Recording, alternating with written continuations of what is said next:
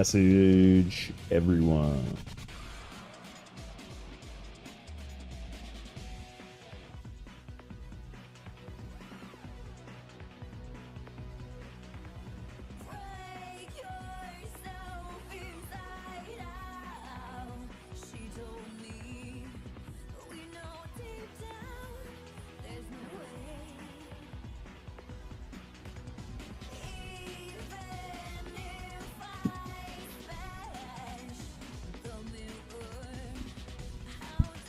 First thing we're going to do today is update my Celes Rune list.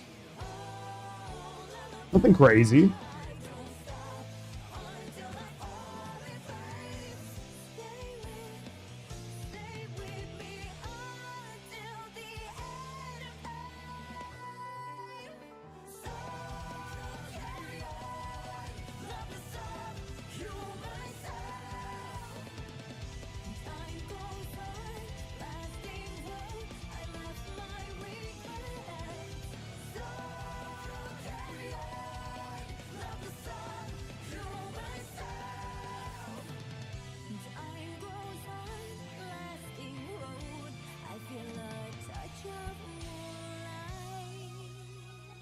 All right, is my text box working?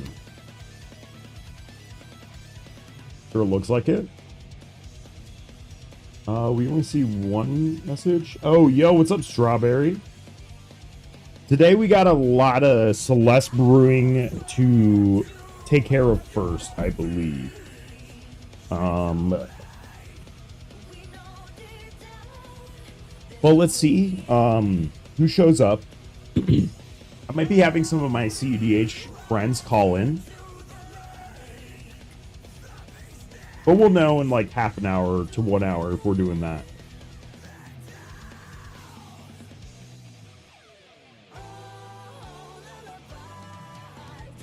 How is your Sunday going? Catchphrases. Hey, just translates to a room, as in a building in Japanese. Oh, that's cool.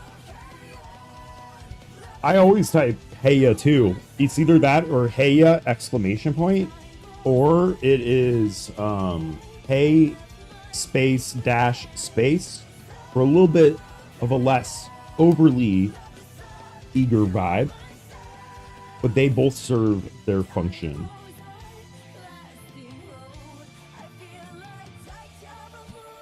All right, what we're doing now, we're just adding stuff to Celes Rune Knight. Oh shit, we added all these as commander. All right, thank you, Architect, for saving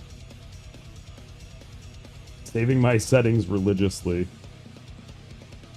Auto category. Please go to auto. There we go. There we go.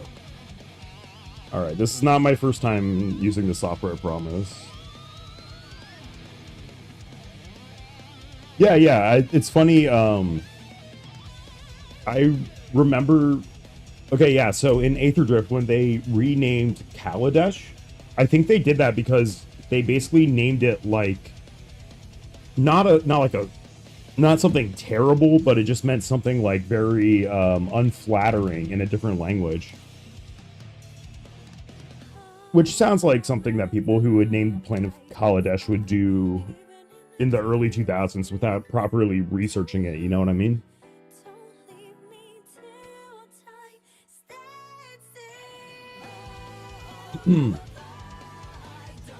Gemstone Cavern. Yo, I don't know if you're interested in this card, but this is my personal favorite land of all time. It's like not dissimilar to a like a Mox Diamond, except it's cool because it's a pregame action and it affords a little bit of catch-up ramp. I'm surprised I haven't mentioned Gemstone before. But usually I get pretty tunnel vision, so when I look at your list, I'm not thinking about that kind of thing. But anyways, I really, really like Gemstone Caverns. In fact, I think Gemstone Caverns is something that could be in precons if it didn't feel so complex for new users to do.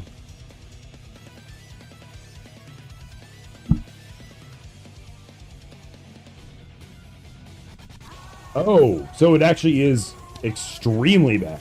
Okay, well, today I learned. I will be honest, I did not know the full context as mentioned. Yo, Phyrexian Tower. Alright, you know, Phyrexian Tower is the Gaia's crypt, or the Gaia's cradle in that cycle, right?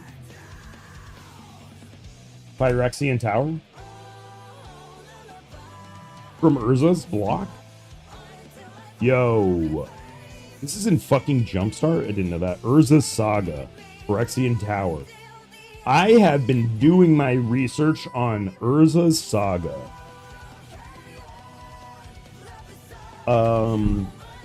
I think one of my life goals that I don't really care about completing, right, is owning one card of every card in the... collecting one card of every card in the Urza block.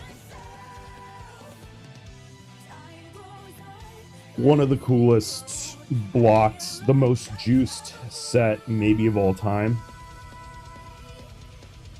Ooh, Smothering Tithe, you might be on the chopping block. I'm sick of having that shit copied.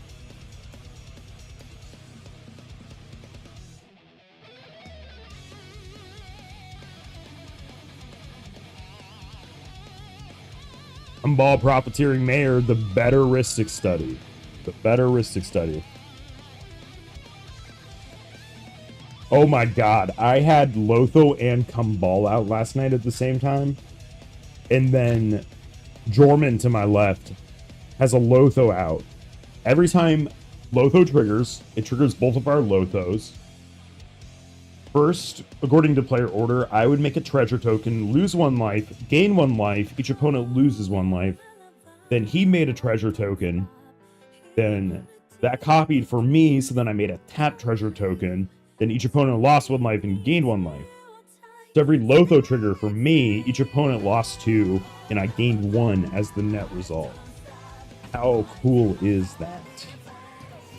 And then we also have the lines with an infinitely sacrificing creature alongside Kumbal and what's his name? Goblin Soul Trigger. Very nice. A lot of cool lines we have going on in here.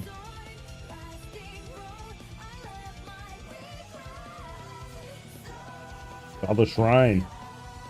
I'm so excited. I have a Godless Shrine coming in the mail. I got in on it before it got too expensive. I got the Zendikar Expeditions for that and the Sacred Foundry. Very cool. I need to upload this list first.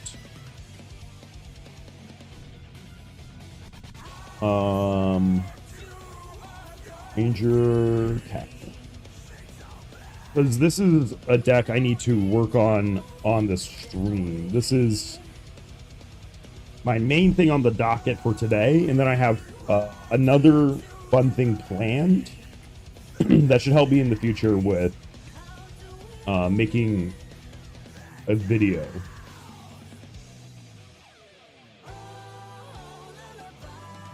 Yogless Yogg with a spicy Corvold 1 of. This is the Chord Toolbox, right?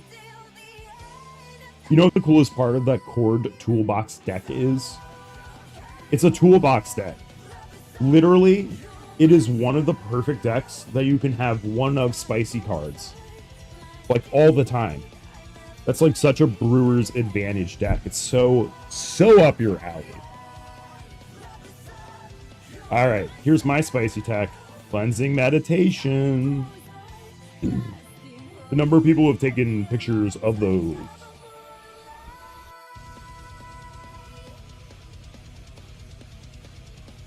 Hardina, I texted you. If you want to call me later today, you're welcome to if you want to talk about your list. Ancient Pact. Oh, Walking Ballista.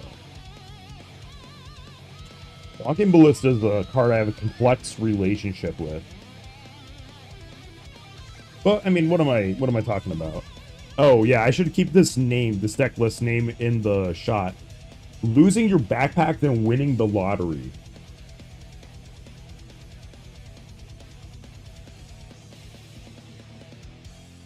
Have I hit Jorman with what yet? With the cleansing meditation, no, but he did see it, and he took a photo of it. And then he saw Wake the Dead, and he took a photo of it.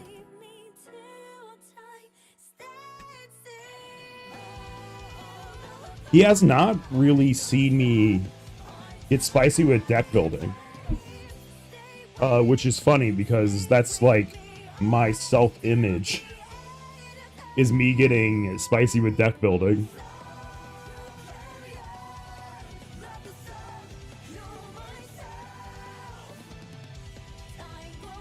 He also, yo! Alvin's in the United States. How you doing? Close to home? How much is Windswept Heath? We're looking at Windswept Heath. I'm looking at the Zendikar Rising Expedition. All right, I think I'm gonna have to get one of these by the end of the day. Continue on uploading this.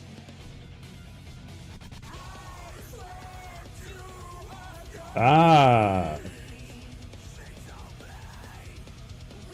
I didn't know it was that deep on problematic.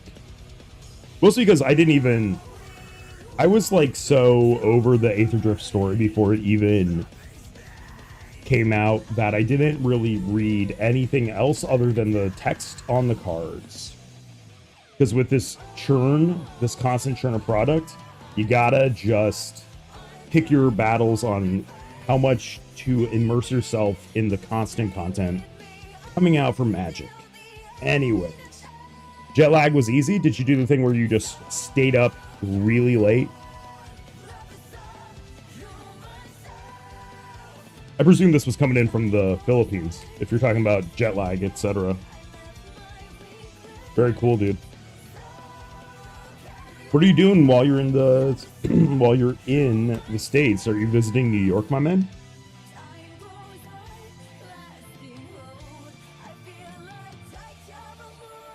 All right, I can already feel my voice cracking. In the future, I'm going to set up a Twitch cheer to remind me to hydrate. For now, this is what you get from me.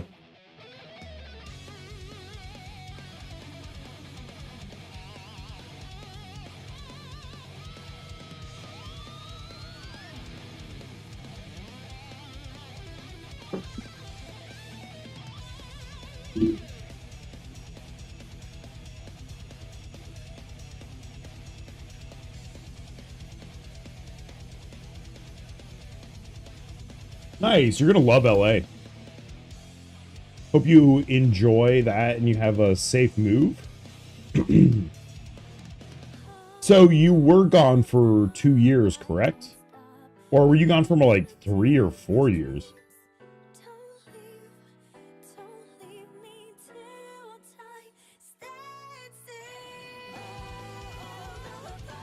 So Mewtwo is a Dimir mill deck before they have a chance to Thorkel win. Have you been putting Thorkels? I don't recall seeing many Thorkels in your other deck lists.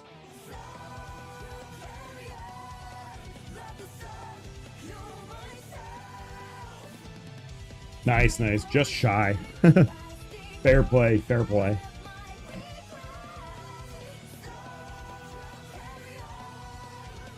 Abdel Adrian, Arid Mesa. Reanimate. Oh, we gotta keep the deck name in the shot. This is a working name. If anyone has a better name, let me know. Vampiric Tutor. And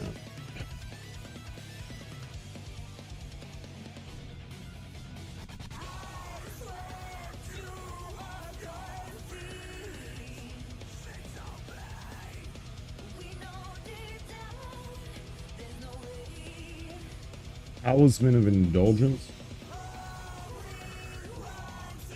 Yeah, I see what you mean. Like a legendary clone in mechanics. I have a Zevlor deck that I love playing. It is not for playing against anyone who's a little bit sensitive to salty mechanics. The entire win con of that deck is to exile the entirety of your opponent's libraries. Truly a beautiful, beautiful thing. I love Mill. I don't like to share the number of Mesmeric Orbs and Mind Cranks that I own. That's a private number, you know what I mean? Dualcaster Mage. Dualcaster Mage is a funny card.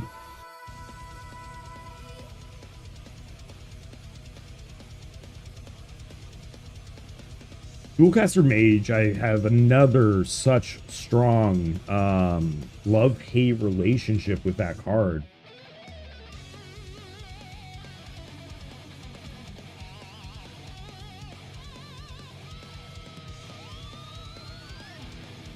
Dark Rip.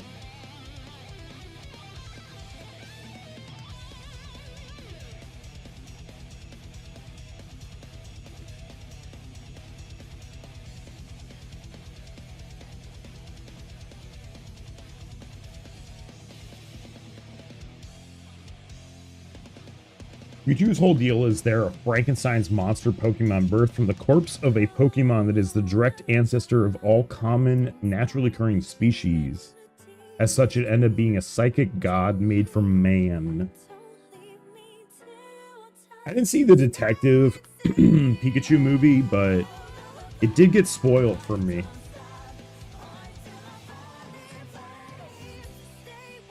Is Detective Pikachu in lore, in canon?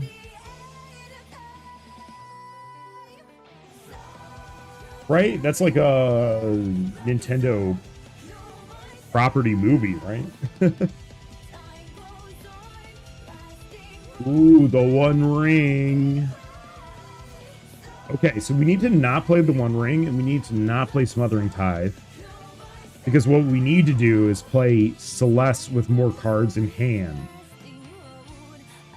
And how the fuck do we do that? How do we get more cards in hand before we play Celes? I had the Dream opener yesterday, which was Esper Sentinel into Lotho, into Smothering Tithe, which got countered, I believe. I will have to review the footage. It's in the footage. The footage will not lie to me. Unmarked Grave, super clunky card. Super clunky. Let's look at Dark Confidant. You're talking for your list, right?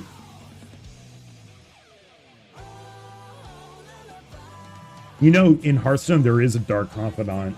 His name is Gold Panner.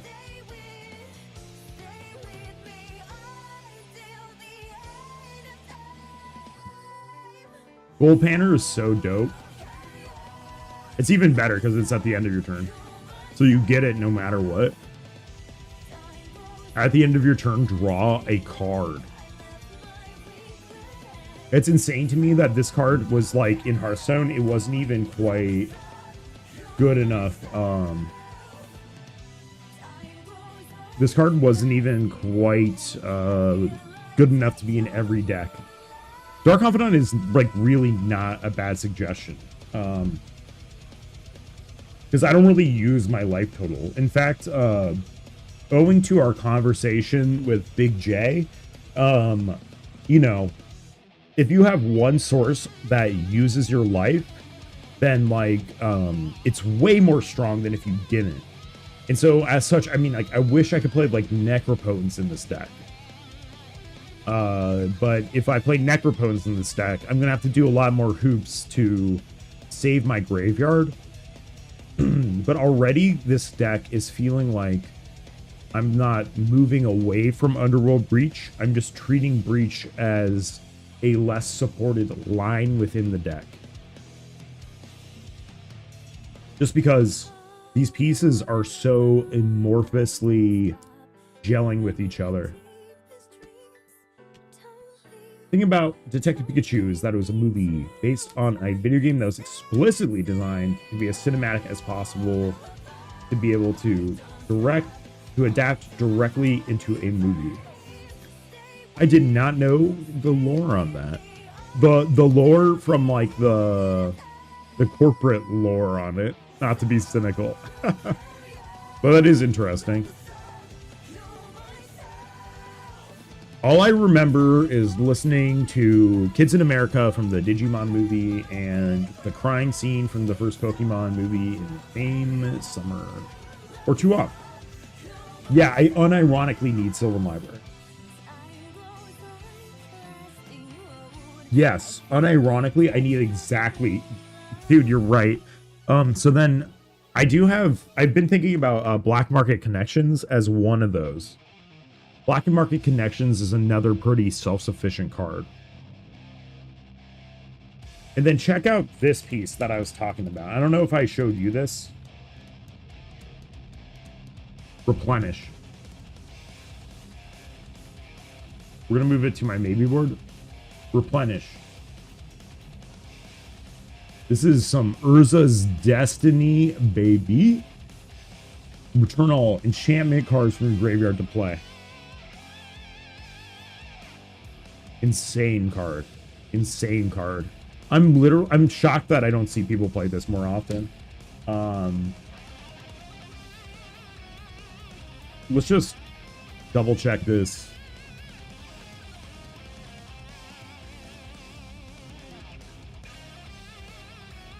Yeah, for sure.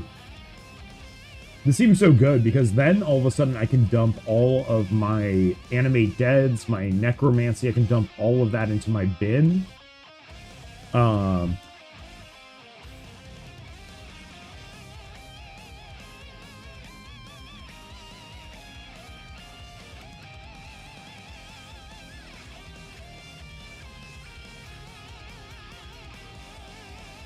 right, now this tier list research. What you can do is you can start, if you're trying to figure out what I'm researching, look at the sets that I will reference today. I'm going to start by referencing a lot of Urza's block. It'll be very fun. Black Market is 3 mana. It is 3 mana. Kind of funny that, like, your deck could probably actually run this too. I mean, you don't care that it's a shapeshifter. I don't care that it's a shapeshifter, but a treasure and a card for 3 life every upkeep is pretty strong. This would be further supported with Yawgmoth, which I'm considering adding Yawgmoth to. No, I'm talking... No, sorry, I'm talking about my deck. My deck in Cardinals. Because this is the cEDH brewing part of the stream. Yeah. Yogg is definitely very good for me. My issue with Yogg being...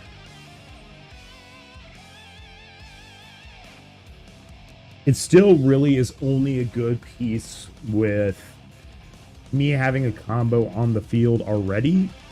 But I will get the combo on the field really consistency without it being a winning line. My issue with Yawgmoth is I don't have enough fodder to use it without winning the game. The same thing is true of Warren Soul Trader. And now I want to also bring up Seasoned Pyromancer for that reason. Right, Cardinal? Remember when I was playing Malik Grim Manipulator and I said, if I could have this be the commander, I would. Now, this does not go card positive, but it does increase the churn. And theoretically, if I had mana to burn, I could exile this from my graveyard to make 2 1/1 red elemental tokens. So Seasoned Pyro's a little bit on my mind, but that is definitely a pet card. Definitely a pet card. Also, the other thing about this, the other thing about the Seasoned Pyromancer is if you have no cards in hand, you discard 0 and draw 2. So then all of a sudden it increases the floor of Celes. I will not be, if I play this, I won't find myself in the situation that I look at my hand, I have 1 card in hand, and I play Celes to discard 1, then draw 2. Or discard 0 to draw 1. But it's a little slow. By all means, it's slow, but then potentially making 3 bodies, very strong. Very strong. So I'm thinking about black market connections. TLDR. And the more that I lean into enchantments, the more I think about replenish. So, indeed you are correct. Black market goes to my sideboard. And there was another thing that was really funny. Because I have this box that I carry all my Celes and Odd Nixilus cards in. Actually, I have 2 boxes now. I brought it to the tournament for the Ride Up, right? I accidentally put both copies of Black Market Connections that I have in there. I forgot that I had 2 copies. One of my copies is the fucking Assassin's Creed one. And it's so funny. It's so funny. Like, Cardinal, I know I gave you that. I think I gave you that Go for the Throat. That was that Assassin's Creed one. With the, like, with the... It has, like, the Revolutionary War soldiers on it. That's so funny.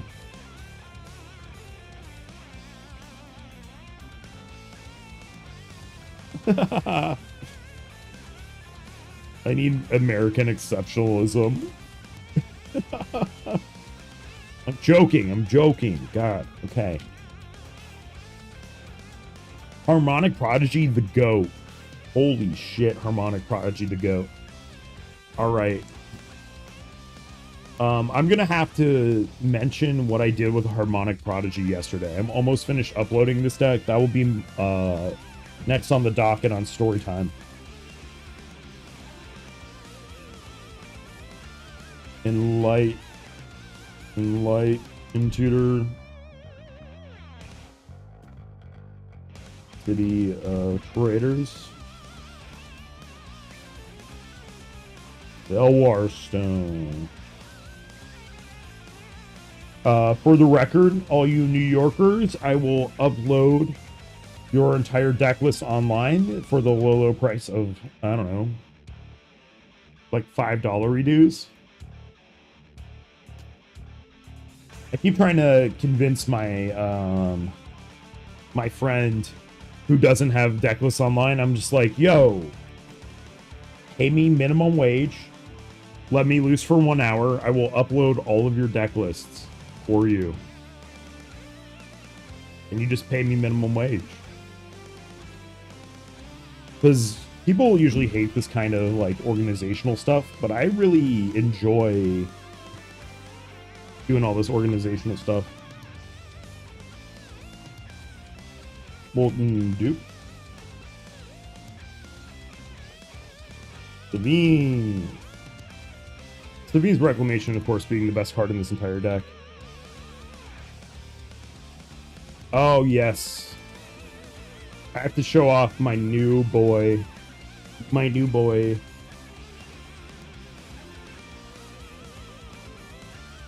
We go big.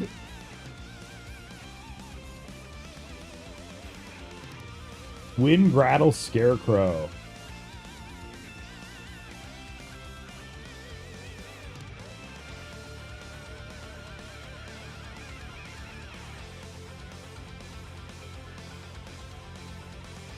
They do not make Eventide foils anymore. I'm trying to like see if I can catch the light with it. It's crazy. It's beautiful. Anyways, we go back to focus. This psychic damage that Wind Rattle Scarecrow inflicts on your opponents cannot be understated. It could not be understated.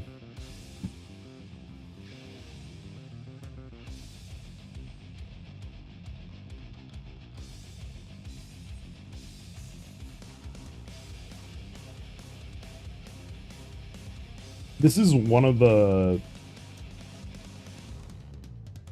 weirdest decks I've ever built. Kind of. It's a lot of like mixture of like really new and old ideas. Badlands. Cloud Shift. Talisman of Hierarchy.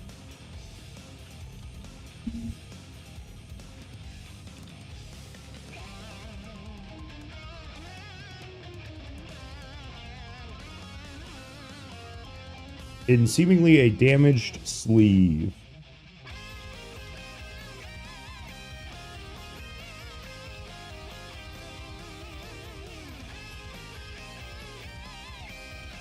All right, let's keep going. Cavern of Souls. I hate this card. It drives me fucking crazy. And I have a really cool copy of it, which makes me more annoyed. Because it's harder for me to cut it.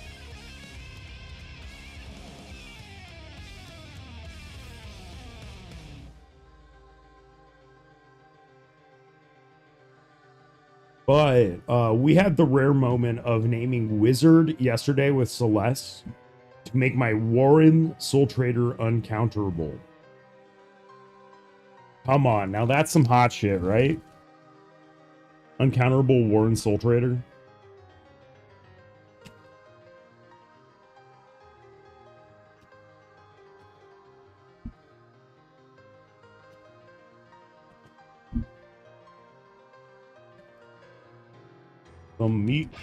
The meat hook. All right, fantastic. There we go. This is my current list. It is now online. It's now online.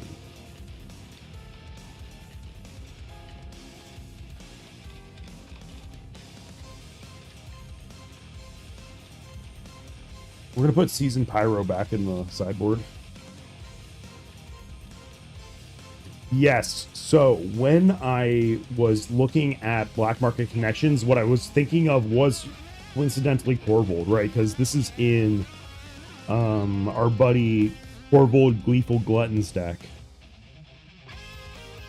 Sorry, that's what I call him IRL. His name to me is Corvold Gleeful Glutton. But anyways, our friend who plays Corvold plays, of course, Necromancy. Or, excuse me, Black Market Connections.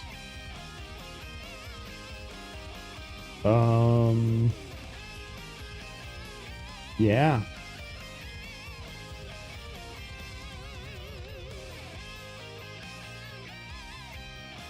This is it. So, the cards I want to chop. I want to chop Smothering Tithe. Hang on.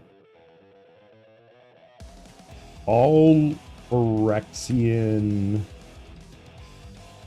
Arena effects. And then, hang on. Hall of the Ring? Oh my god, I can't type today. It's always true, though. So... this card only works if you have a creature on the field. So then maybe something like Bob is good.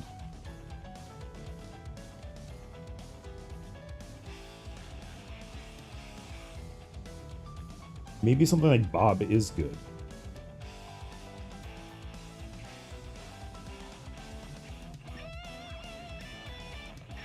Another card I'm kind of thinking of is like maybe Roaming Throne or something like that.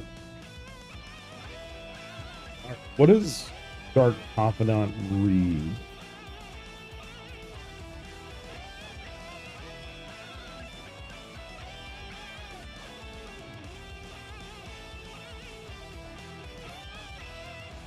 That's for odds maker.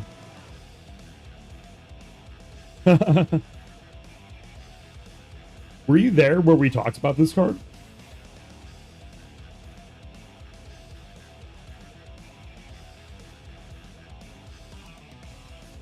Oh, wait, so then this has been just referenced twice this week. So, one of our drafting friends who is moving to Philadelphia, no one in our group chat, he was talking about Pauper Commander, and he was talking about building this in Pauper Commander. Yeah, none of my shit does combat damage, though. There was definitely a point when I was like, oh, it'd be kind of sick to just, like, have Timna in here, but none of my stuff has, like, any evasion. It's not even, like... It's not like... It's not like there's, like, a little bit of an evasion. It's like there is no evasion on almost anything. Like, it's so weird to me that, one, Celes does not have Titan text, and then 2, doesn't have any keywords. I think Trample would have been excessive on Celes, but I'm surprised she doesn't have Vigilance. Come on, look at her. Doesn't she look like she has Vigilance? I know, but then you play against Kefka, and Kefka has Titan text.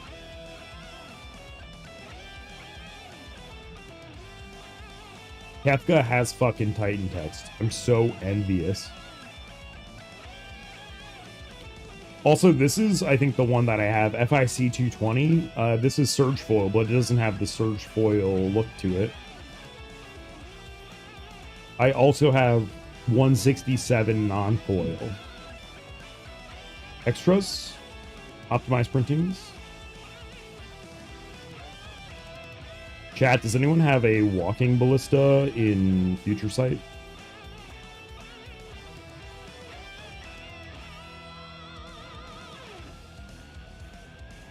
Although I'm playing a miscut walking ballista. Come on, how cool is this? It's also dramatically cheaper. Everyone hates Future Sight, and I love that everyone hates that.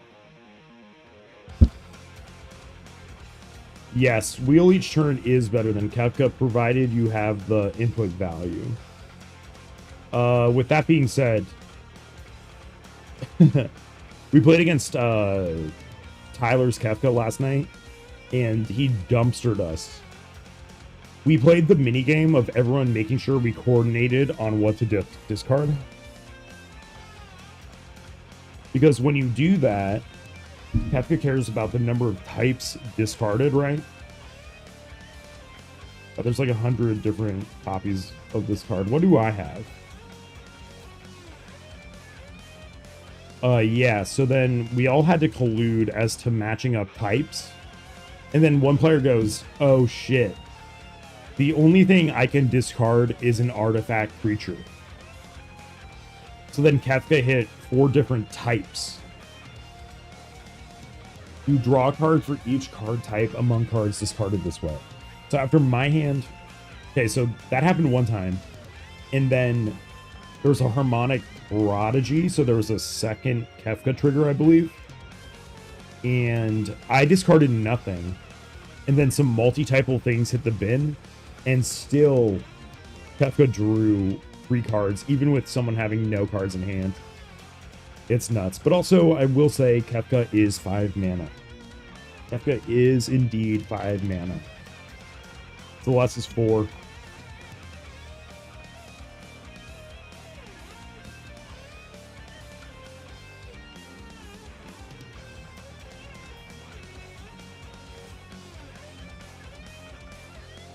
Yeah. All right.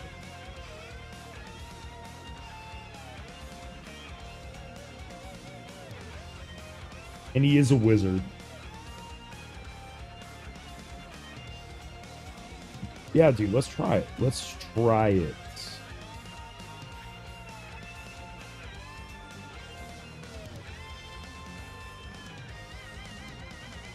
You're confidant in. 1 ring. Out.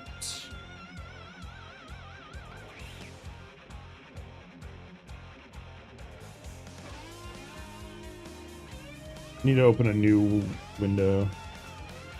Shit. Come on, notepad. Alright, so the one ring turns into,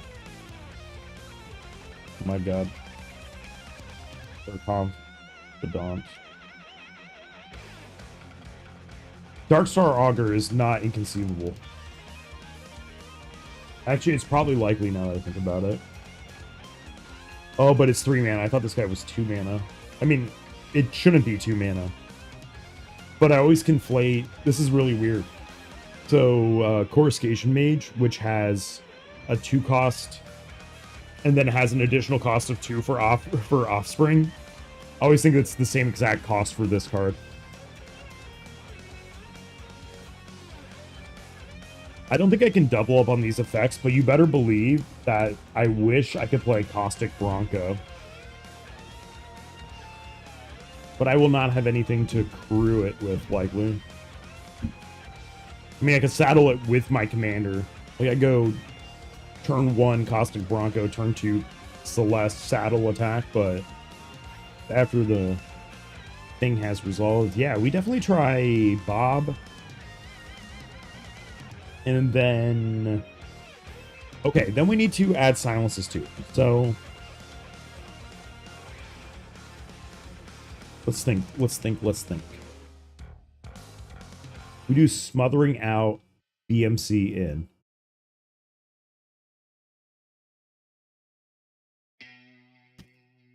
BMC. And we're going to play the Baldur's Gate Black-White Precon 1. Yeah, Mandate of Peace, like, it's like on my list. And it's both Mandate of Peace, but it's also Orym's Chant. These are the 2 silences that need to go in today. But let's see, are there other silences? Now, Mandate of Peace is my friend Lexia's tech. She plays Dahada. Very, very good Dahada pilot. She plays all available silences. Every available silence in that deck. Oh, best silence is Commander. So.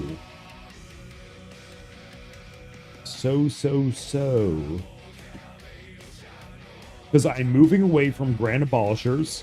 I'm moving to instance that silence more than anything else. Oh, we go to Scryfall Tagger?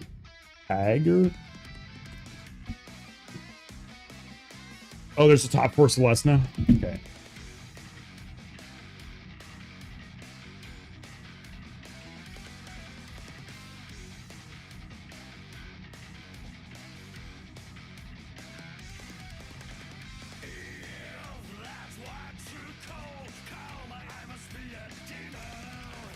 Top 4 Celeste? Was it this one?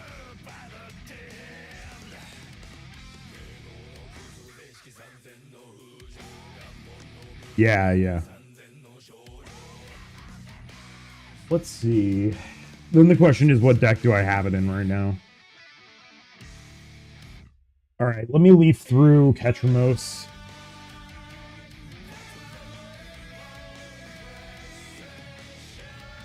So the other thing that's really cool about Mandate of Peace is obviously it like shits on Hymna.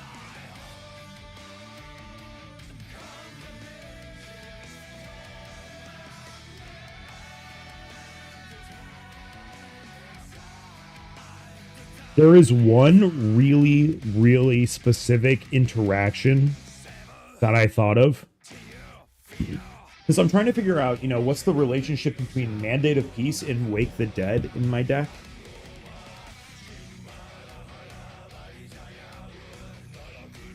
Wake the Dead?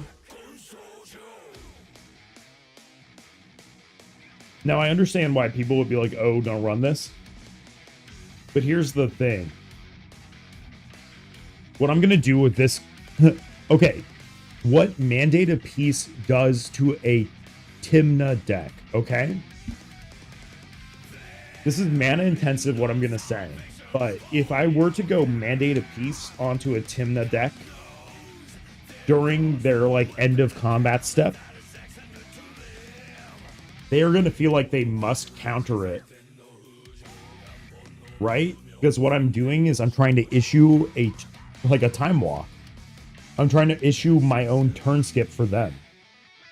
So if they counter that, then all of a sudden I can wake the dead. Once that interaction's gone. Poisonville, kids no win.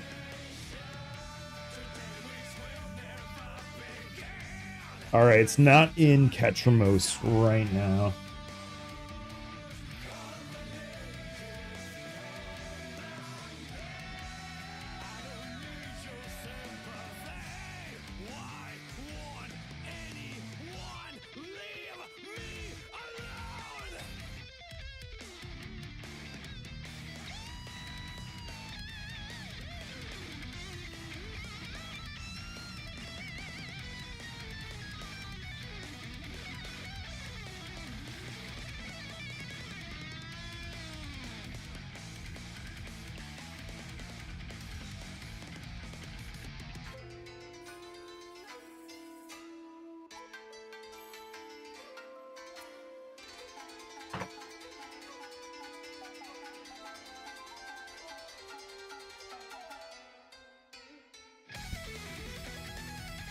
Yeah, so Mandate of Peace, Orum's Chant, instead of Grand Abolisher effects to protect myself, I try to simultaneously hurt my opponents.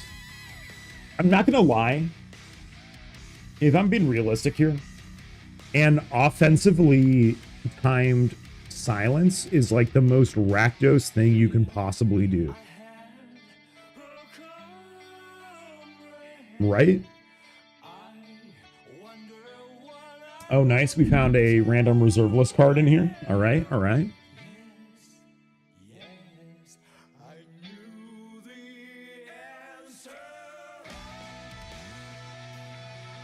Because if I silence you on your upkeep, I don't mean necessarily doing it one time. I'm just saying, like, imagine I'm playing like 7 silences as my only piece of interaction. Doesn't it feel kind of Rakdos to like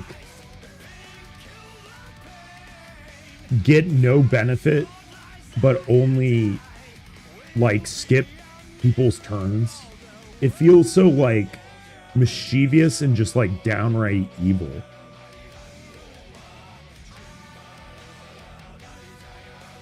All right, there's another place where this could be. Another place where this could be. Okay, never mind. We're still going through cards. Recommission is a card on my mind. Returning an artifact to the battlefield is hard to do in this game. Sometimes. Sometimes.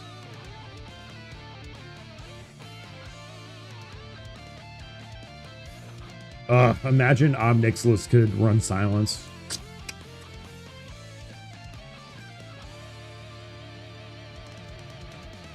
All right, this is riveting. You can watch me go through these cards. Look how studious I am.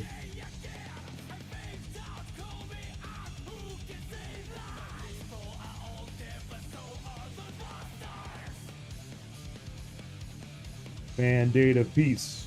Mandate of Peace.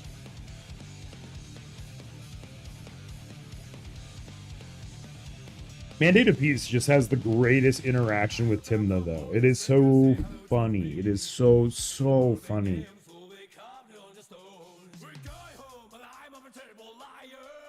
But definitely, you could also just Mandate of Peace a player to your right. Just to eat a random-ass counterspell. Provided you're gonna, like, try to, like, win.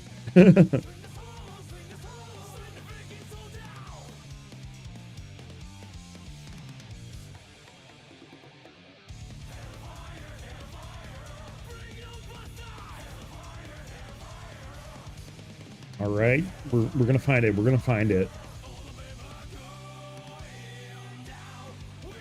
I used to play like Mandate of Peace and casual, like as a fog, and then I was like, oh my god, this is so much more evil than a fog. The other thing that Mandate of Peace is really good at, it's really good against better players. It is a reverse pub stomp card, where what happens is, as you go up in power, people with Tymna decks know that you should attack, connect, and then draw cards first. Right, you go to combat, you draw your cards, then you do the Tymna things.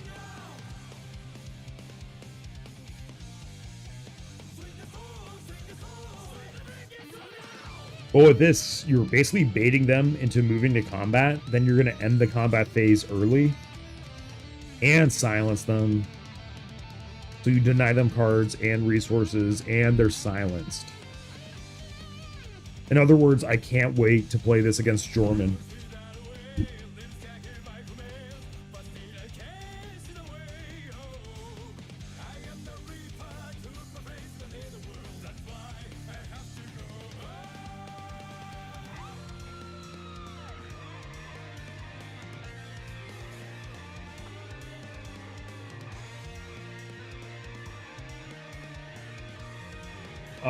That also makes me think Scroll Shift might be a good addition.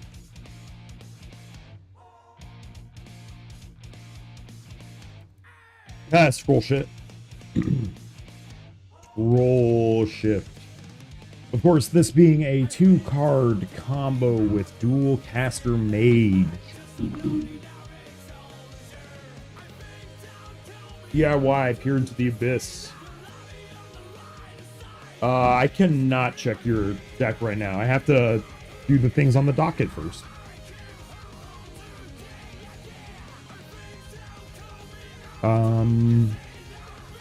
So let's find this Mandate of Peace.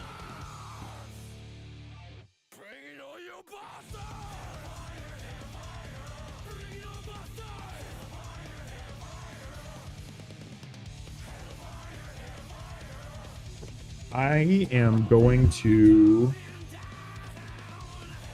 look through my sideboard, my quote-unquote sideboard.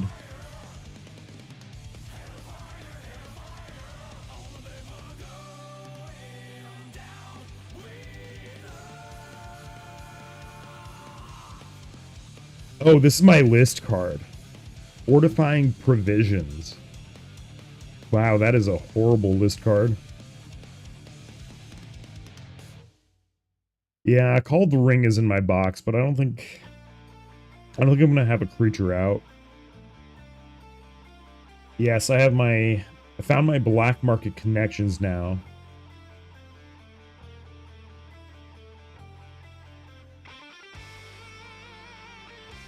What if I just played Chandra's Ignition?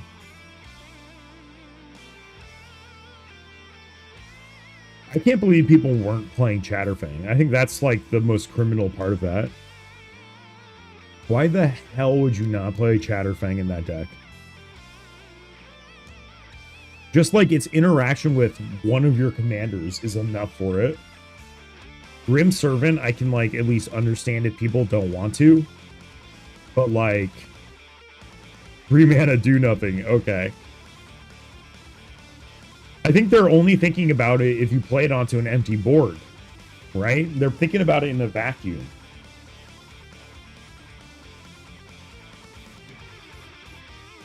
When you think about something in a vacuum, the first thing you need to do is, when you're trying to like evaluate something, you need to both think about it inside and outside of the vacuum. And so those, I feel like a lot of people, at least on the cEDH discords that I look at, are just like, they look at things so linearly, if you get what I mean. No, because Hoarding Broodlord lets you convoke your spells. Right, so so with Hoarding Broodlord, all you need to do is reanimate it with any 2 colors of mana, or rather with any 2 mana open, because you go teleporting Broodlord, saw in half. With that saw in half, you convoke it, tapping your Broodlord, you pay 2 additional mana. Then once you do that, you grab Pinnacle Monk, and you grab Burnt Offering. Okay? We sacrifice 1 Broodlord, make 8 mana, cast Pinnacle Monk, sit on 3 mana, return saw in half to your hand. You have 2 creatures out now. Then you can saw in half your Pinnacle Monk infinitely. By both of your Pinnacle Monks enter, you get 1 copy of Burnt Offering. Sorry. 1 Pinnacle Monk gets Burnt Offering. The other one gets Sacrifice. And then those 2 cards together bounce back and forth. You can also do it with like Culling the Weak and some more mana. But yeah, let's go back to the Sacrifice. What I described was an easier version, or what I just described was the easier version of the line that I'm not playing. But we need Burnt Offering back in. Because mine's more convoluted in its current state, and we don't like that. Right, I just found Orum's Chant, too.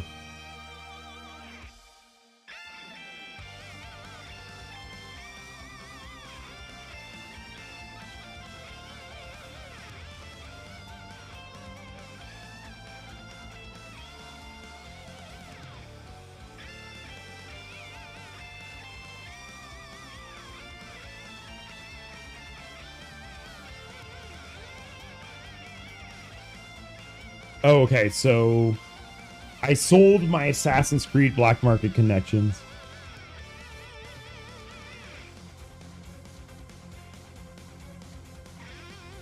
Okay, what I'm going to do in a second is see if I can construct a Grim Servant line. The other part about this is it's really hard for me to get 3 Black Devotion. Because realistically, I only want to plan on having Celes out.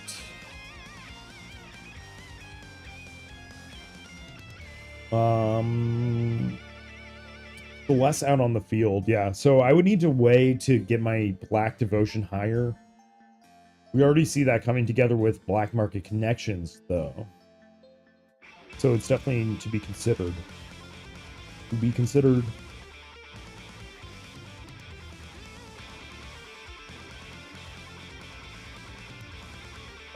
Ins Mischief, versus Storm, la la la.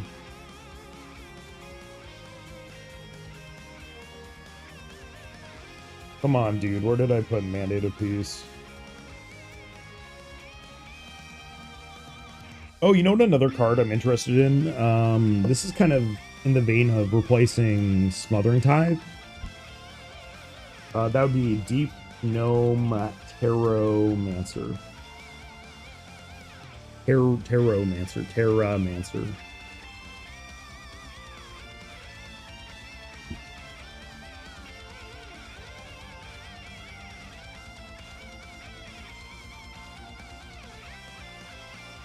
Bartolome. Dude, I also just want to rip, if I'm being real with you, I just want to rip, sorry, I lost it. Lost my focus. All right. Anyway.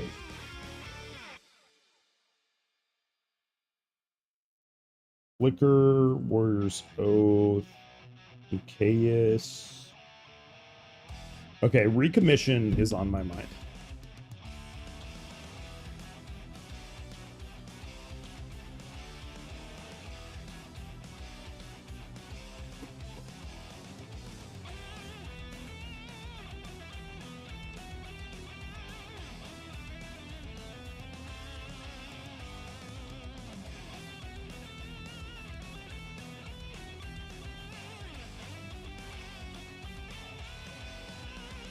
All right, we're going to come back to this Grim Servant question in a sec. I am not seeing how to put that together. But do keep in mind, I am playing like a different Grim Servant, which is Violent Tumor. It's kind of analogous for this deck. Because I have so much access to my graveyard anyways.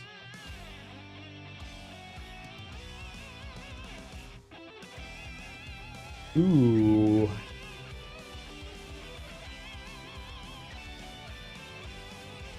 Do I need unmarked grave?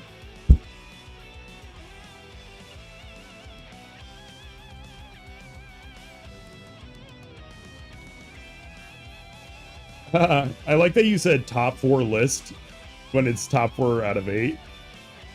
But also, first out of 16th is definitely nothing to scoff at. I don't want to take anything away from that, but I like this top 4. I'm fascinated by this Florian tech. But they have the Florian plus, like, Molten Gatekeeper. I mean, I see the vision for sure. Plus, Priest of Fell Rites is also a card. Come on, Cardinal. Don't you remember losing to this card? Don't you remember losing to this card? When I played Negan?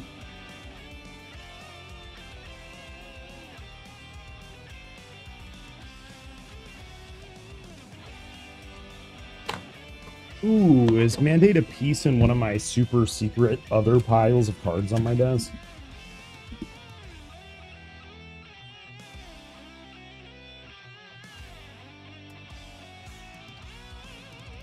Was I saying sacrifice instead of burnt offering earlier? Sacrifice. GG. And then the other one is burnt offering. GG. Oh, sacrifice is the mono black one. I want burnt offering. I have a burnt offering in my hand right now. The Pinnacle Monk line is so cool, though.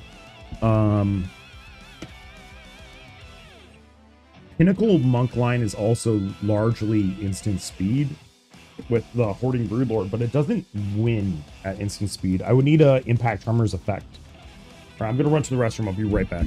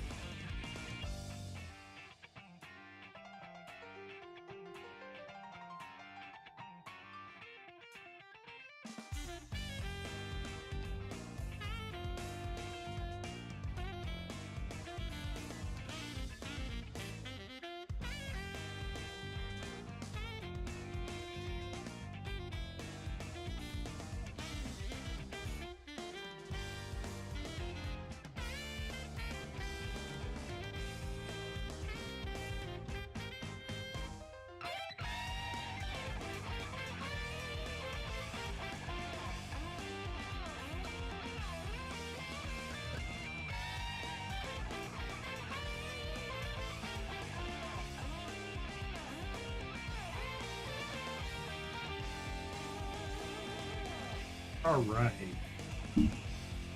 Keep going, keep going.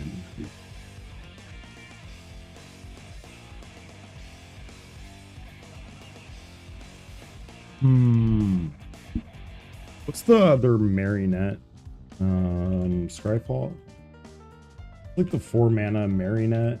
Marionette master? No. Marionette.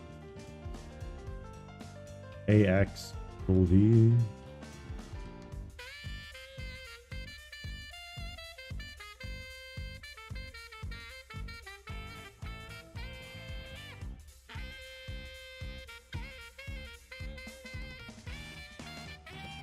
Ruthless Technomancer.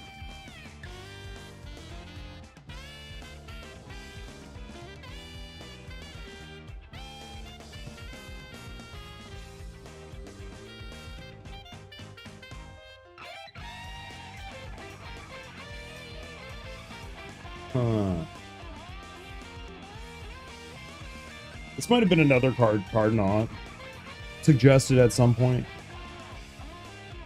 I definitely am eyeing this too.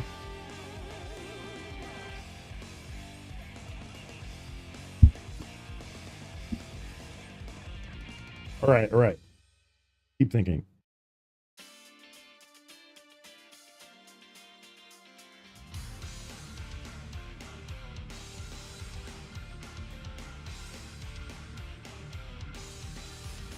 Damn, I wish me just like searching for Mandate of Peace through my bin is exciting content.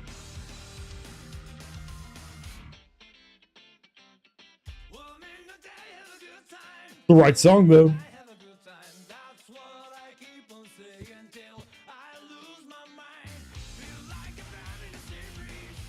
Yeah, Marionette Apprentice is really, really good. It's like my primary outlet in odd mix list.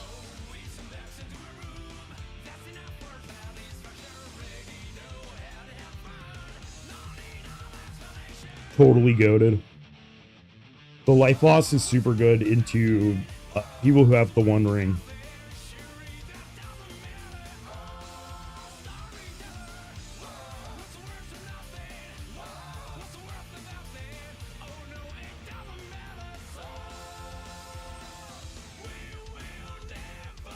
Do I have Mandate of Peace in Helga or something? It's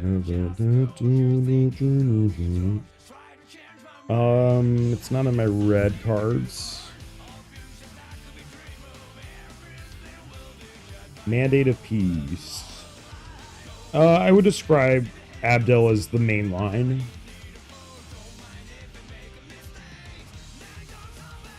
Abdel with my commander on the field. Presumably I'm searching for like the necromancy to do it. That can put a whole win on the field at instant speed.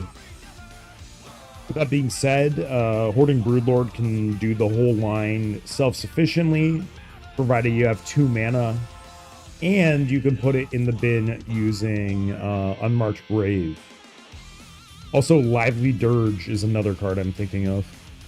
Lively Dirge. Lively Dirge also looks so much nicer when Yawgmoth is in your deck, you know?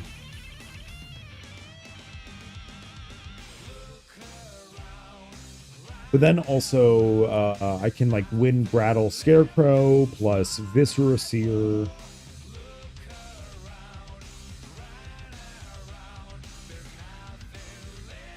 So maybe I need another outlet. So maybe Marionette Apprentice actually is the kind of thing I need. The Meat Hook Massacre is one of my main outlets. That card is incredible. Because I really don't want to play board wipes in this deck. So if I can find one that is hyper niche like that, it has a high likelihood of sticking around.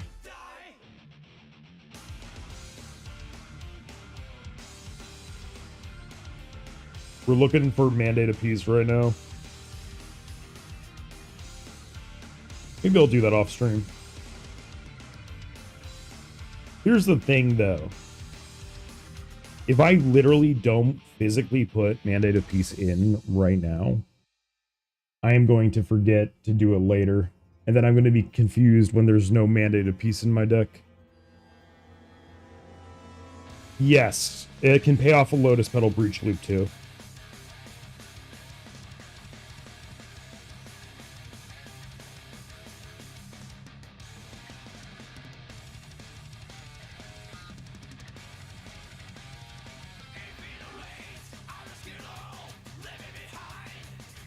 Ooh, okay, I found a Ruthless Technomancer. That's not what I expected.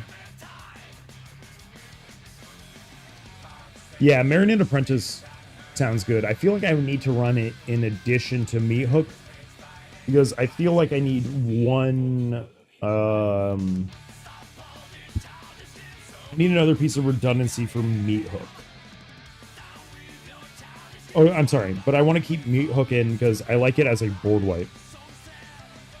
For a deck that can't really deal with, like, Opposition Agent.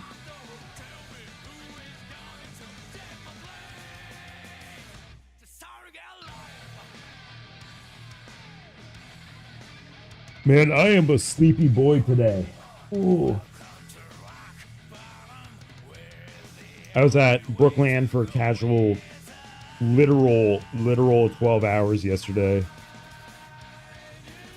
Everyone showed up super late.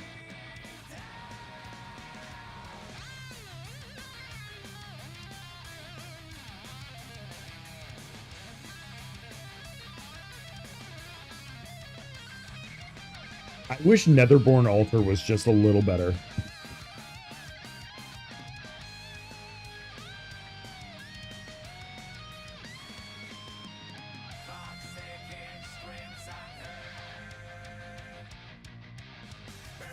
If this could yoink your commander from your graveyard, it'd be goated.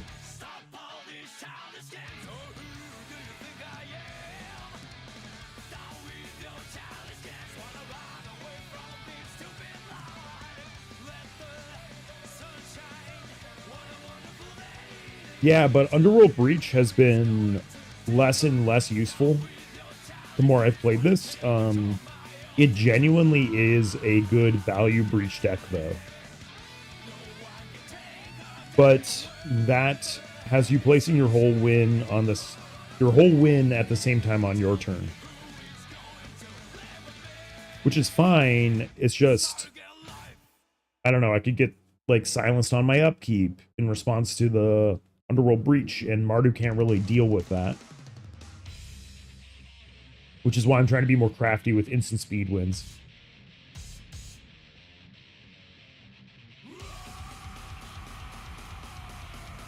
Yeah, all the flash enablers are blue.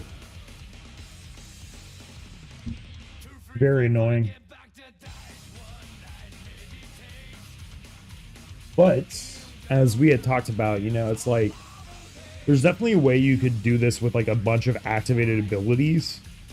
Use your commander just to fill your graveyard, then you win with activated abilities, not similar to like Celes, but you get to have fewer valuable permanents on the field for like other people to copy or manipulate, because all your shit's in the graveyard. Oh, and for the record, I have a Hazel's Brewmaster in the mail.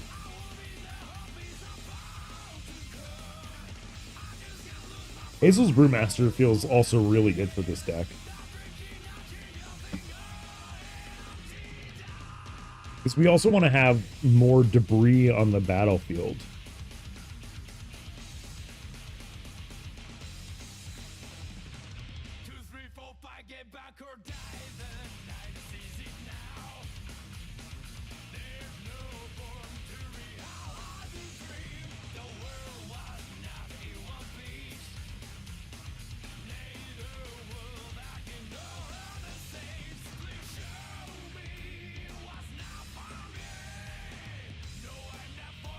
I have the most cards on my desk that have ever been on my desk at the same time.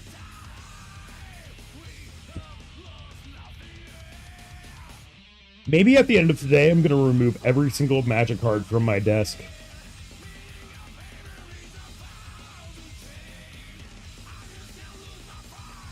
I have two desks, and they are both just covered in cards perpetually.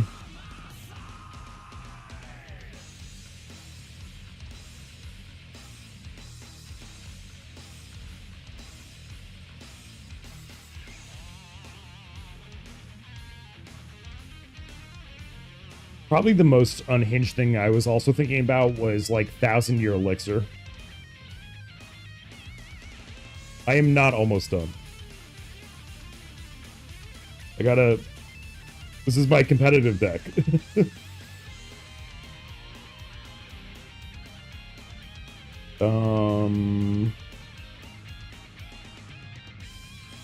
Relax, my friend, relax. Alright, let's find this mandate of peace. Oh my god, it's in my building binder, I bet. Oh my fucking... I forget that my binder is now in building mode.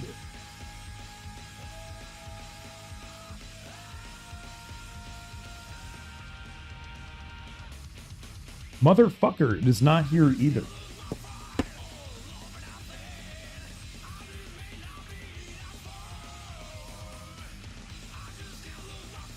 I didn't do something like put it into Blue Farm or something, did I?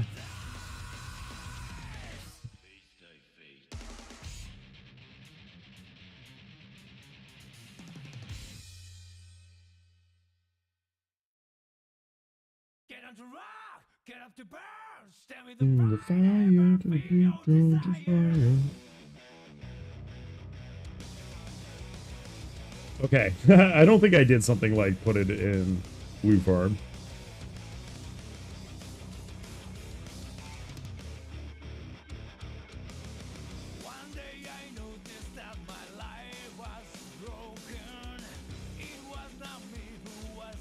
Control. I know we already listed this song, but I needed spirit. I needed spirit for the deck. Damn, I looked through this pile too already. Holy shit.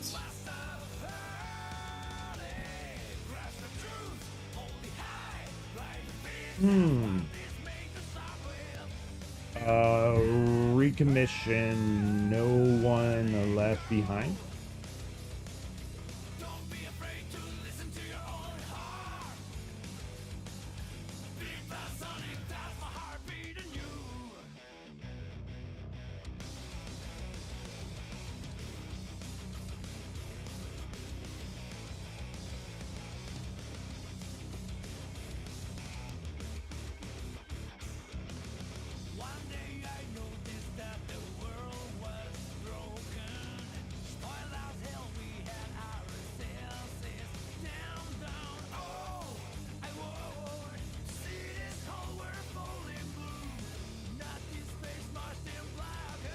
Is there a mandate of peace in Arabella?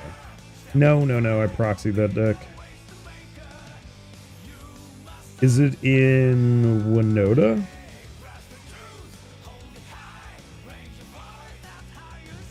So the reason it works in Winota is that you can use mandate of peace on the end of combat step. That's how those cards interact.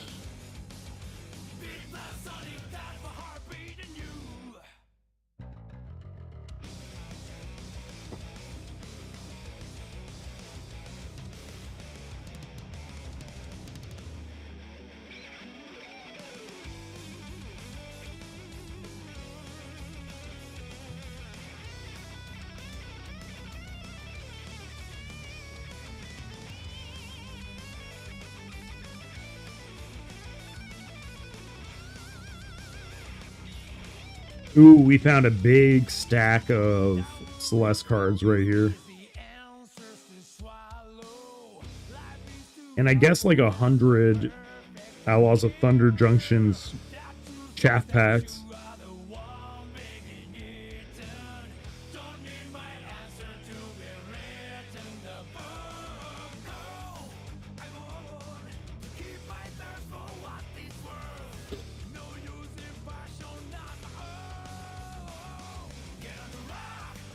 There we go. There we go. I found it. Holy.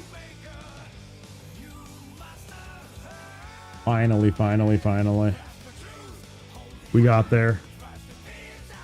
All right, Mandate of Peace. What are you going in for?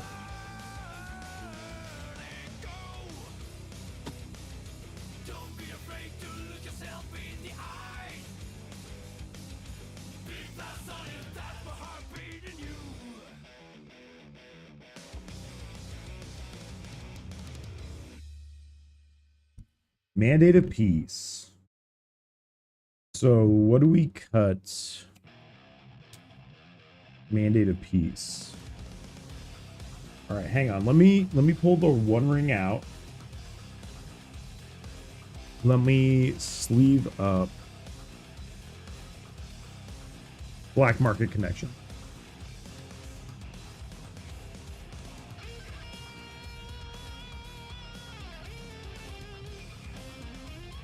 Damn, both the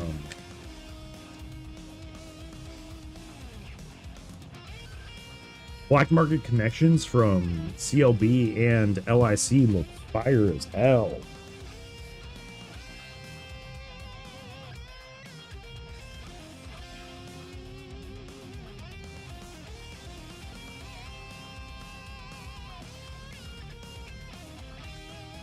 All right, BMC is in Smothering Tide.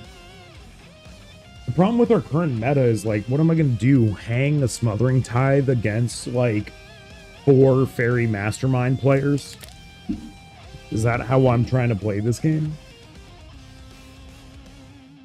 You can't just, like, leave that shit on the field and not expect it to be cloned. And if everyone's playing Fairy Mastermind, good luck. Good luck. So let's go Mandate of Peace.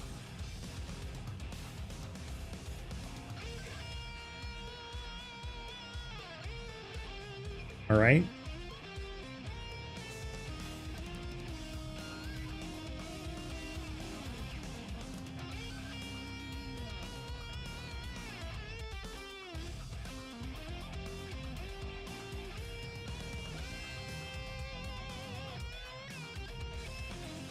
What did I forget to take out? I took out the Tithe, the One Ring.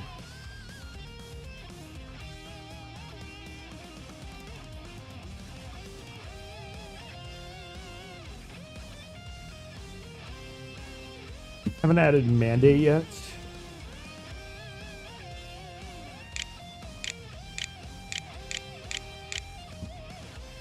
Mandate of Peace. Sacrifice should not be in here.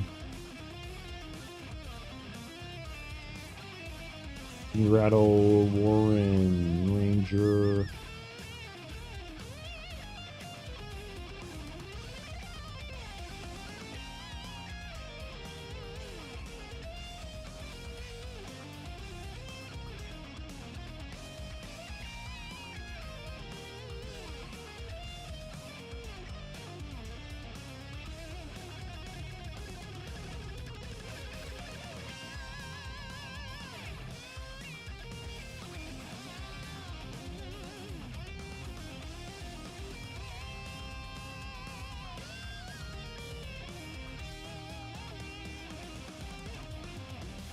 Mandate of Peace. What did I also cut?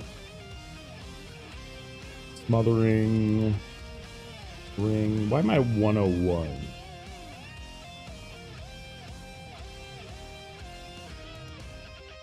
Chat, can anyone remind me what I cut? What did I cut?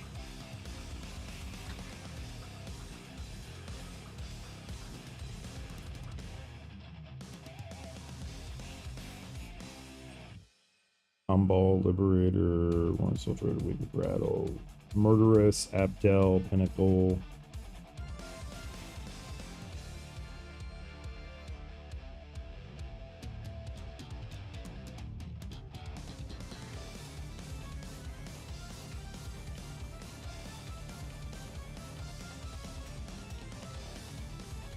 What I really want to do is Buried Alive, Living Death.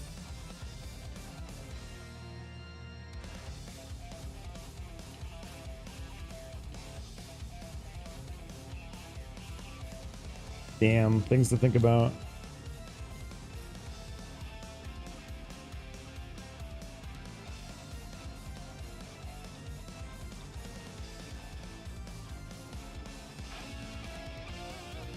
Literally, what did I take out?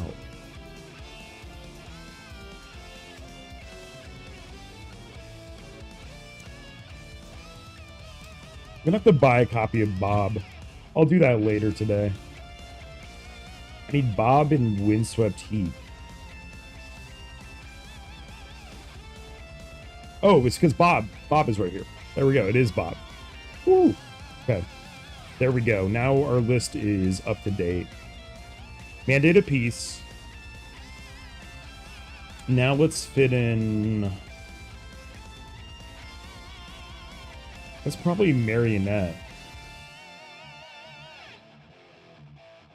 Is there an edict payoff that is like Bastion of Remembrance, but it has flash? Oh my god, how funny would it be if I played Dictate of Erebos in here? That would be terminally spicy.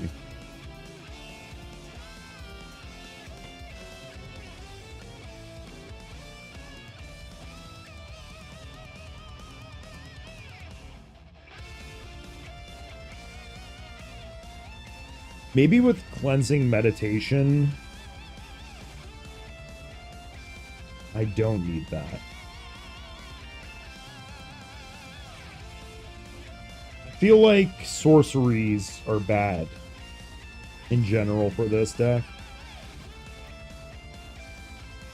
Don't like sorceries. Even Rite of Flame has been questionable here. Like, am I suddenly wanting to even play Rite of Flame? Well, I mean, okay, look, it's for the Breach, but...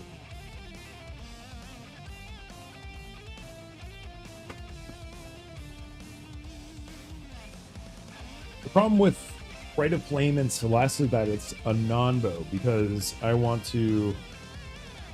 Oh, okay, yeah, so Smothering Tithe, it's the same thing as the One Ring. I time walk myself to sit there for one turn. I'm also scared to hang it against literally against Kinnan, Tim the Thras, Blue Farm. Well, Blue Farm less so. Sorry, not Blue Farm. But any deck that plays clones. Like, the clone decks also play Fairy Mastermind because one of the win lines is to clone someone else's Smothering Tithe. Or to just straight up put those two cards together in your own deck. Smothering Tithe is White Omniscience. Don't get me wrong. So Smothering Tithe will probably go back in. But I'm thinking an alternative way to go about that would be to look at Replenish. Be comfortable putting it into the graveyard and then have a way to bring it back out. If that makes sense. Right, to add a little bit more malleability to Smothering Tithe, basically. And again, if we're talking about Replenish,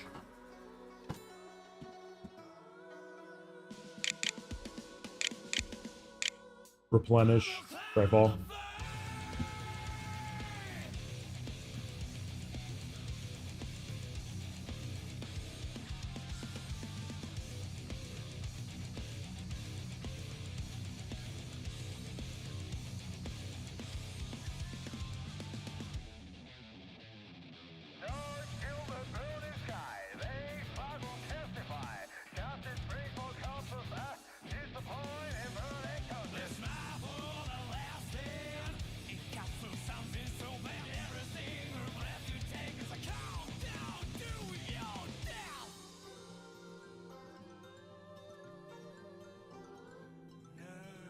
Replenish, yeah, so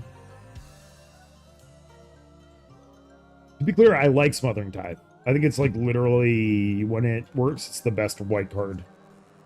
Period. Shit. Now I think about it.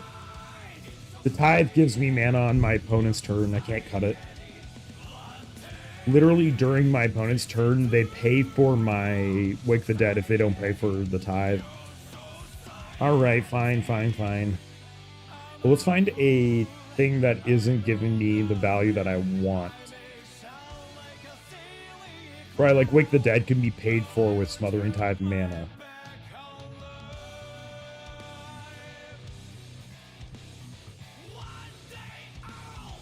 That's actually the situation that came up yesterday, too. If one person didn't pay for the Tithe... you know what it was? I was playing Celes. I was playing against Kefka. Kefka gets the turn 2 Kefka with his 0 cards in hand after a mull to 4. And I asked the table, hey, should I just blow Kefka out? I'm holding Pyroblast. So then I Pyroblast the Kefka with no cards in hand. And I was like, well, sorry, bud. Which I think was the right choice, just because when the Kefka ETB goes off, they get no cards from themselves, but likely we're going to draw 3 if not 4 cards. And then every time Kefka attacks, do the same.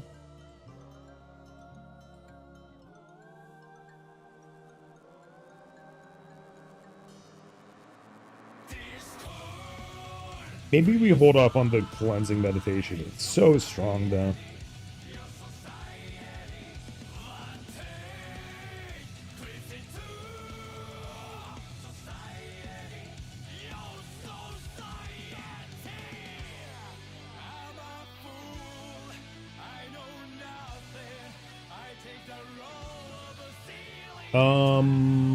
Okay.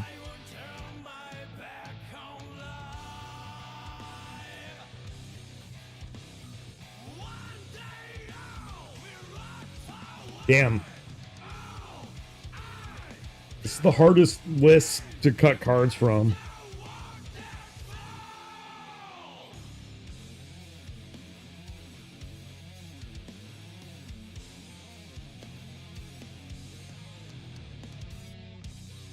Tainted Pact? Tainted Pact's flexibility is so strong.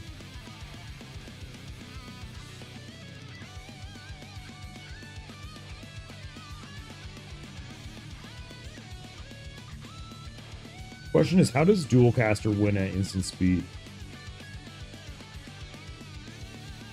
Which is a funny thing to say because it does have Flash. Because I don't have any Impact Tremors effects, fundamentally.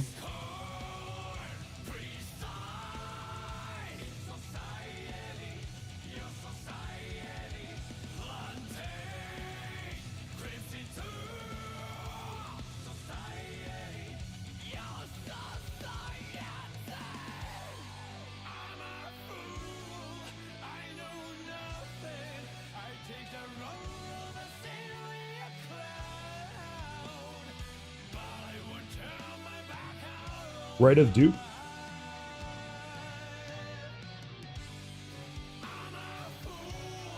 Right of Dupe? What is right?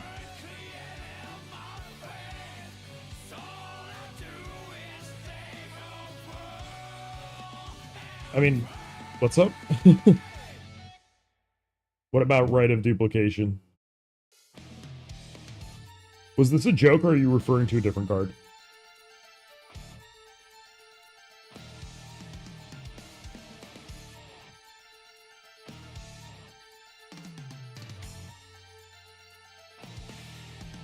Flare of Dupe. Yes, I am not on Flare of Duplication.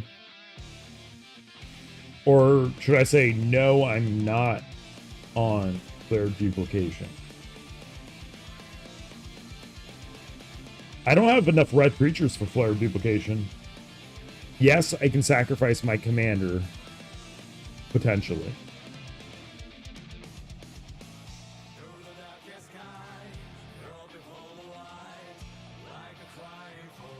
We need a deflecting SWAT that I can play from my graveyard. Deflecting SWAT has also consistently underperformed for this deck.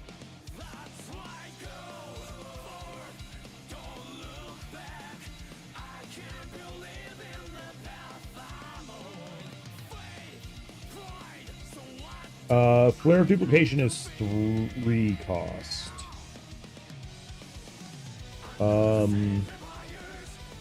The thing about Flare of Duplication with Celes is I don't have any target. Like, it'd be one thing if it was good for me to, like, lose my commander. But I think generally I'm using Celes to fill my graveyard, and I'm using Reanimation to bring non-Celes things back.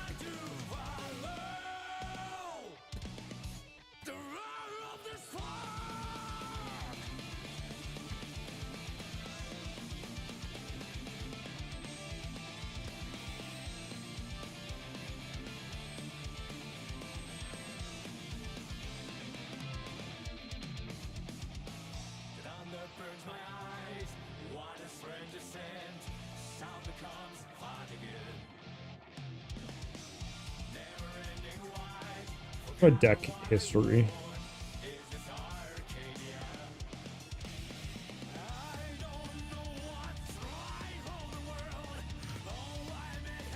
We need Burnt Offering in here next.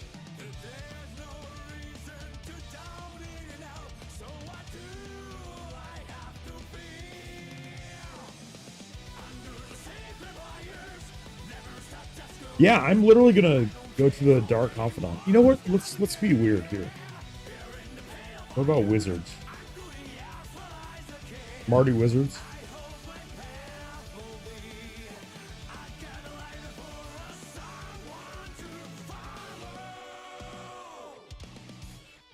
Some say Celes is the Mardu. The Mardu and Nala.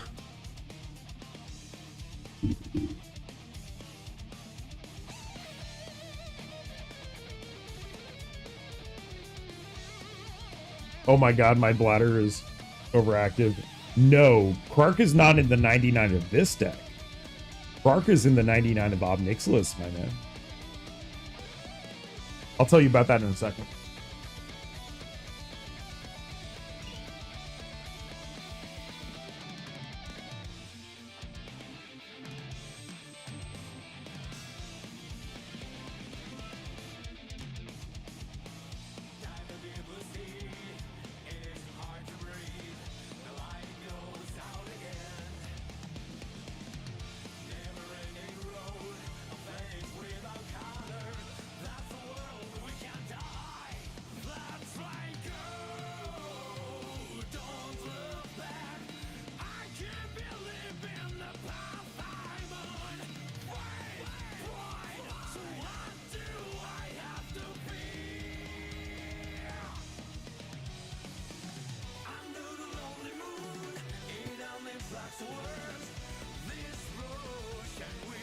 Quark is in the 99 of Ob because I'm building that as a like Harmonic Prodigy full-on Ruby Storm deck. Ping, ping, ping, ping, ping. In Ob Nixilis, every single Keswick Flame Breather or anything else is your Archmage Emeritus in Krark that you bought on Timu. Bought on Timu. All right.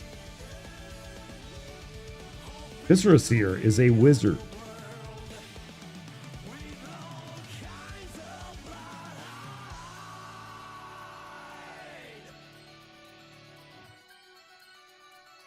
Ooh, that just looks really cool. That looks really cool. Am I going to pick up one of these just because it looks really cool? All right, here's my list of things to buy today. Windswept Heath. Asylum Visitor. And then... let's see, what else? We were thinking of Dark Confidant. And we were thinking of...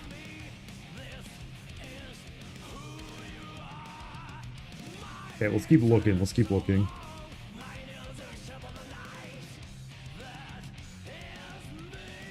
Too bad Deep Known is worded, do this only once each turn.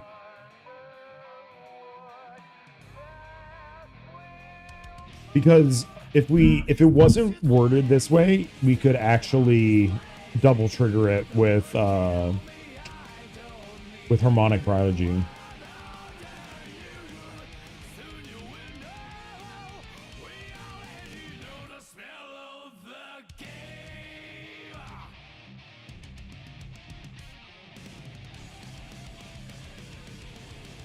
We love Deep Known Terramancer in this household.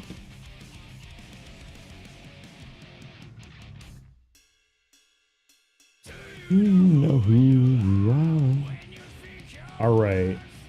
Windswept, Dark Confidant.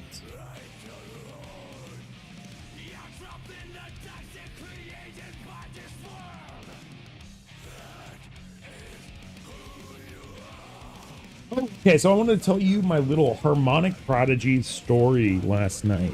All right? All right? Here are the cards that were involved in it. God damn, my voice is so scratchy today.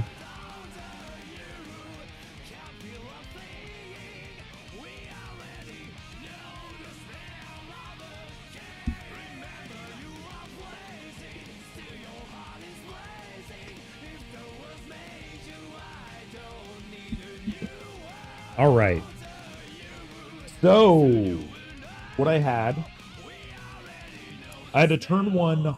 No, I had a turn two Harmonic Prodigy. So Harmonic Prodigy is on the field. I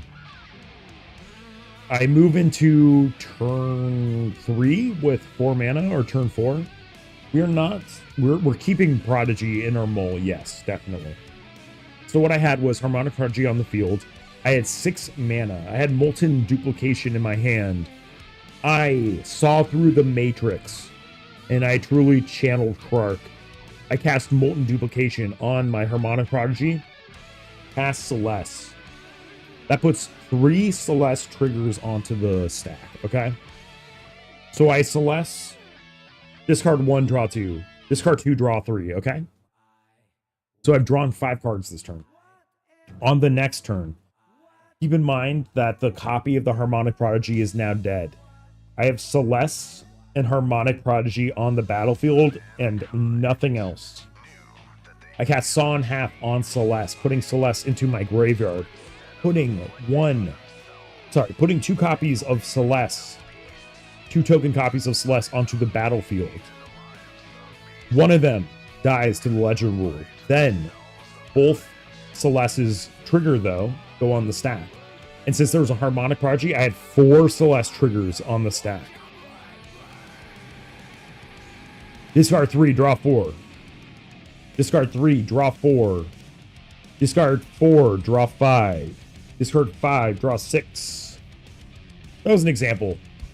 That was not GG, though, because I didn't hold up mana for the Cabal Ritual. Yeah, well, tell your partner I say hello. Hi, hello. Smiley faces all around. Thank you for tuning in, of course, much appreciated. Definitely Dark Confidant. The more I look at it, the more I like it, because it falls right into the same thing as what we were talking about with Ad Nauseam. It is one of the only cards that will use my life total, and therefore I don't care if I hit Hoarding Broodlord every single time.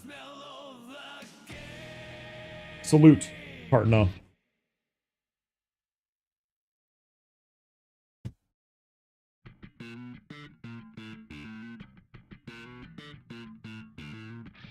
All right. Strawberry, are you here? We can do one deck.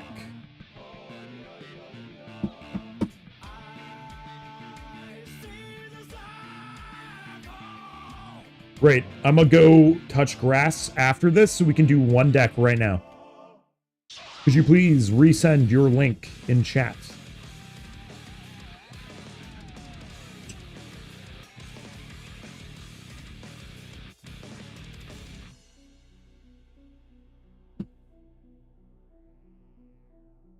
Welcome to the Yan Fan world. What's my end game? Their game 0. Send here, there is a sun save you where. All right. No peace either. Where there is no beginning and no end. Real life be like that. And yet the worst. Lazov Demir Mastermind. Lazov has hexproof. Okay, so we're looking at Mewtwo. Lazov Demir Mastermind.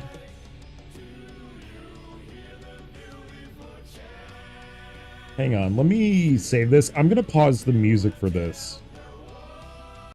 If I choose to perhaps edit this footage later. All right, we're looking at we're looking at Lazov Demir Mastermind. Let me close my other tabs. I will need to meditate on all those card choices tonight, and it will not be an easy decision. All right, once more from the top. We are looking at Strawberries Smash Brothers EDH Mewtwo deck. It is a Lazov Demir Mastermind deck. Legendary Shapeshifter. Whenever a creature card is put into an opponent's graveyard from anywhere, you may have Lazov become a copy of that card, except its name is Lazov. It's legendary, and it has hexproof and this ability. Okay. So we're trying to make our Lazov into probably something nice, big, and scary from our opponent. So we're going to need to be milling people. Rune Crab is great. Duskmantle Guild Gauge. When I see Duskmantle, I look for the Mind Crank. We see the Mind Crank. When I think of Mind Crank, I look into enchantments and I think of the 2 card with Mind Crank, the other one, which is Blood Chief Ascension.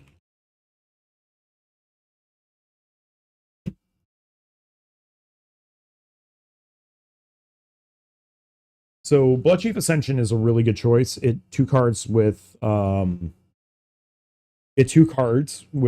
Mind Crank, but then more significantly, when you do like a big mill spell for your sorceries.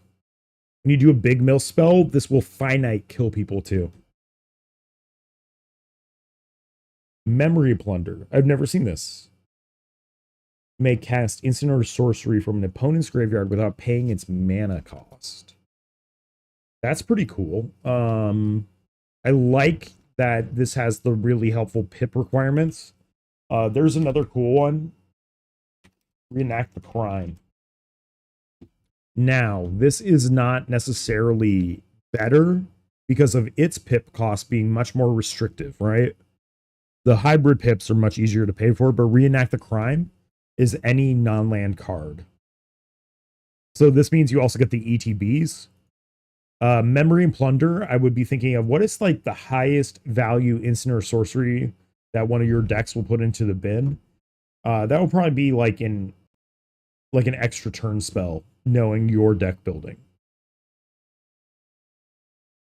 Whispering Madness is a good call. I think that's a really good way to do it. I like the Maddening Cacophony. Of course, you have that combo with my boy Bruvac. I like how this is set up.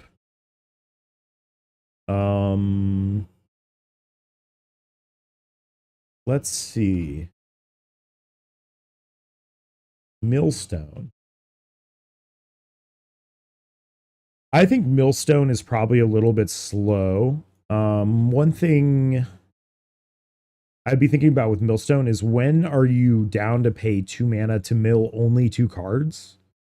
Right? Because you could pay 2 mana a single time to Maddening Cacophony 8 cards from each opponent. So I understand Millstone, if you want to play for the symbolic nature of it, right? I respect that too. Some other cards you could think of. Lazov says from anywhere. So what are our main ways of getting things into graveyards, right? We have discard, we have mill, and we have death. I think we could do a little bit of all of these.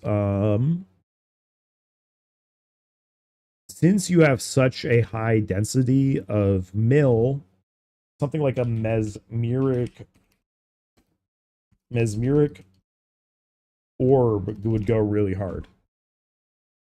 One thing that's really funny about mesmeric orb, all these triggers are going to resolve independently. So you could have Lazov become each of the creatures that hit the bin.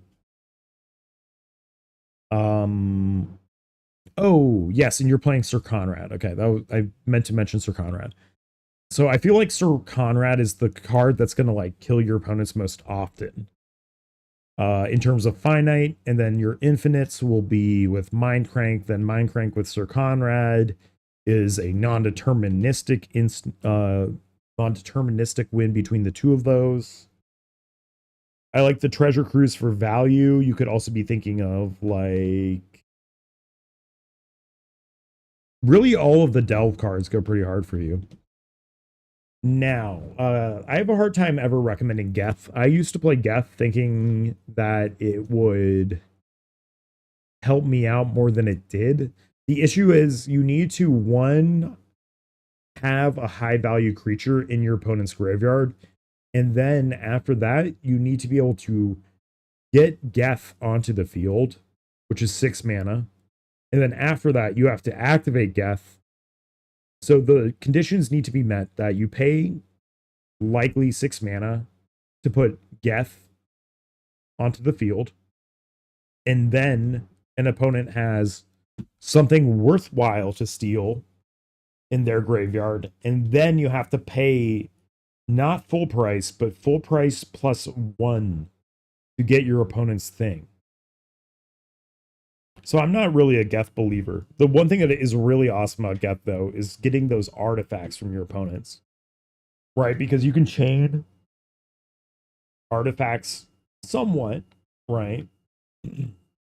Well, no, not even. Like, it's still just a really expensive idea. Or really expensive ability. But a good idea.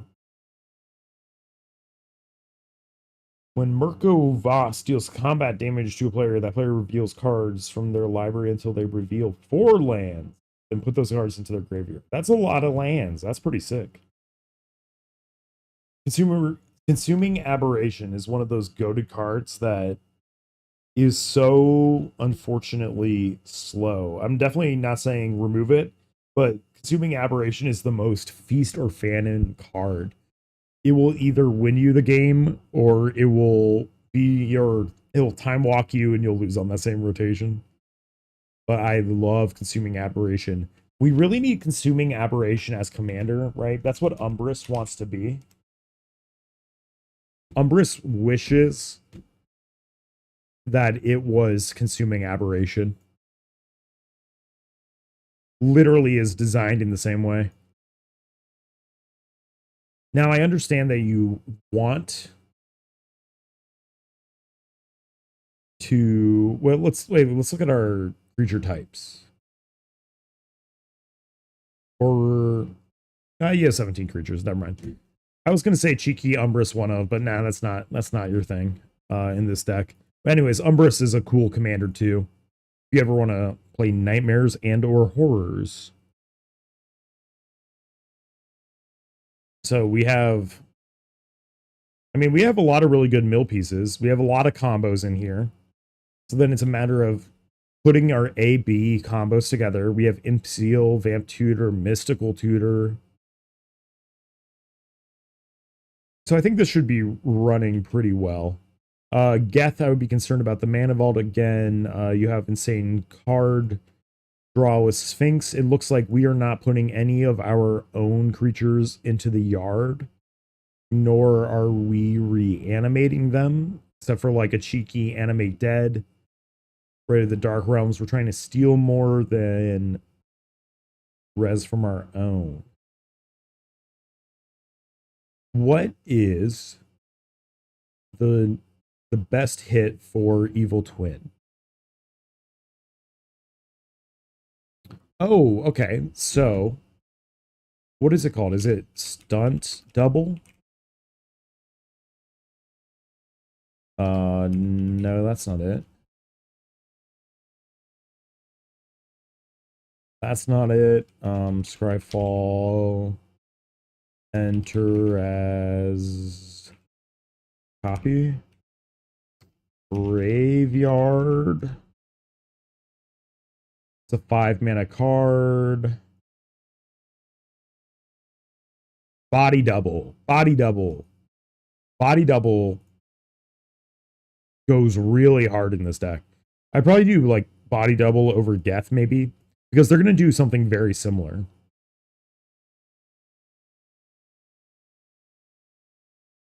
I like that you have Panoptic Mirror in here. That's so funny. I love the Panoptic Mirror with like Maddening Cacophony or something like that. This thing costs like $1 million now, right? Oh. I haven't seen anyone play Panoptic Mirror yet.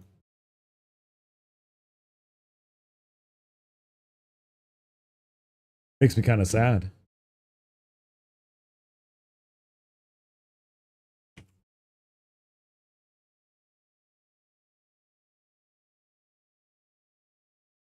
This is looking really nice. Is there anything we can do? I would add Talisman of Dominance in. Talisman of Dominance is kind of a strictly better Dimir signet in this circumstance. That is especially true because of the color combination of Lazav. Maybe instead of like Mind Stone.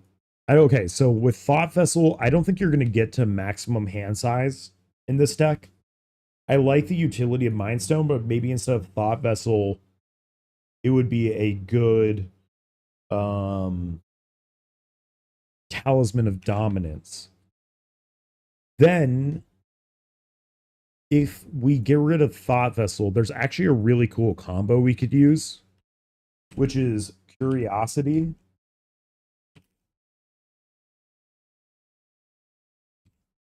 If you cast Curiosity onto Sir Conrad, okay?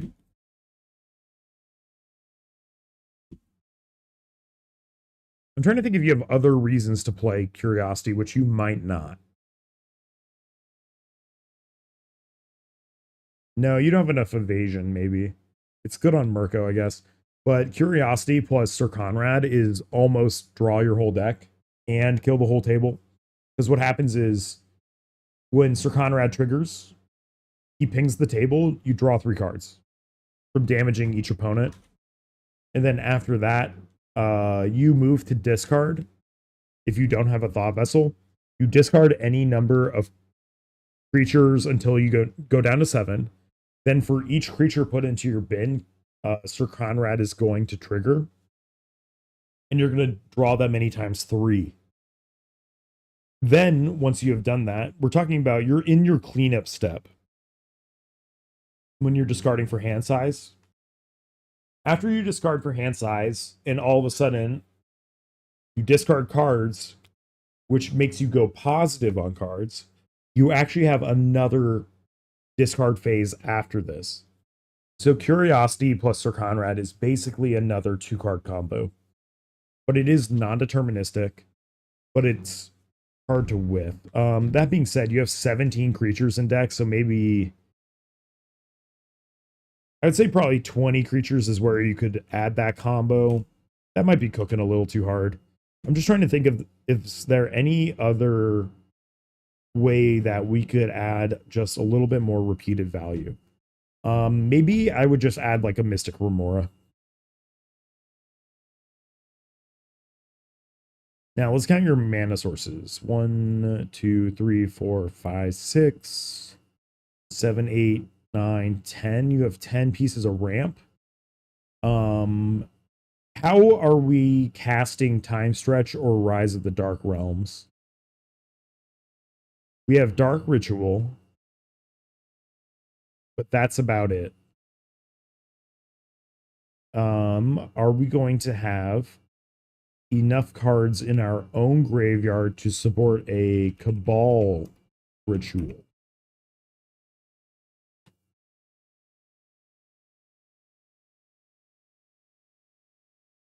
Maybe. I think a card that goes really hard here, I've recommended this before, is Altar of the Brood. Altar of the Brood has a nice interaction with your commander because you will cast your commander. Lazav will enter. Each opponent mills one card. Lazav trigger on the stack. You can choose any one of those. Plus then, Altar of the Brood will compound over time. But the most important part is that the timing restriction of Lazav works nicely with it. So, Altar the Brood in your opening hand, with Lazav being in the command zone, they already work nicely with each other.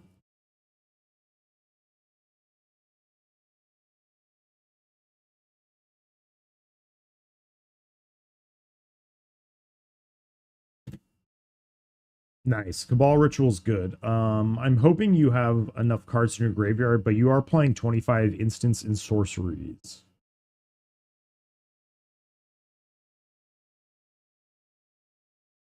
Other than that, I like the mana of this. I'm concerned about casting time stretch ever. I'm concerned about casting Rise of the Dark Realms. I would be probably more interested in a really powerful... No, we can't stack up too much delve on ourselves because we're not milling ourselves enough to do that.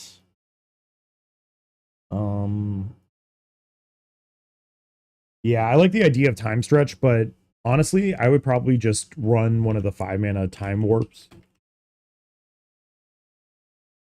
Just like nothing too complicated there. Yes, exactly. Because I think 2 turns is a little excessive. And definitely, like, if you want to play Rise of the Dark Realms, I think it's very thematic for this deck. But what I'd be considering is how can we pay for it? Is there a shady way we can pay for it, right? For instance, if you're playing Mesmeric Orb, wait, what does Memory Plunder do? Memory Plunder is an opponent's graveyard. Oh, okay. The thing about reenact the crime is if you mill it from yourself, you can copy it and cast it. So if you were to mill over Rise of the Dark Realms, you could cast it. So I don't know if you want anything to be symmetrical in this deck, right? Because right now it's pretty one-sided mill. You're not really putting any cards into your own graveyard.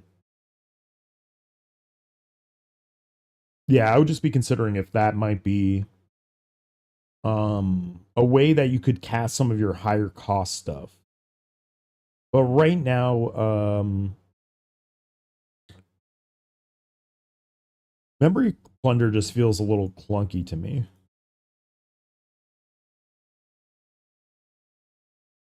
But you do have a certain high density of extra turn spells in graveyards. So your mileage may vary. You have the Fierce in here. Force of Negation. Yeah, the counter spells are good. Good kill spells.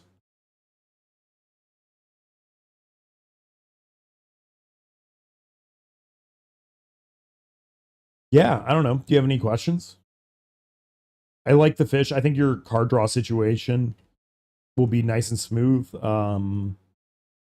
You have the Notion Thief and you have the Narset. I'm surprised you're not playing just good old Windfall. Right? If you're playing Whispering Madness, Windfall is also virtually a 2-card combo with Narset and Notion Thief. Each opponent discards their hand, draws 0. Or with Narset, each opponent discards their hand, draws 1. The Ocean Thief, each opponent discards their hand, you draw 21.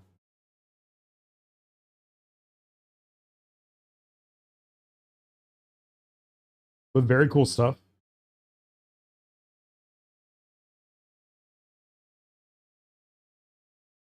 I've never seen Dimir Doppelganger before. Pretty cool. For Windfall, yeah, I think that will be nice. The only thing that's sad is like Rise of the Dark Realms is like so thematically perfect for your deck, but it's but like the issue is that's like a very Timmy card, and a lot of your decks play very, very Johnny heavy.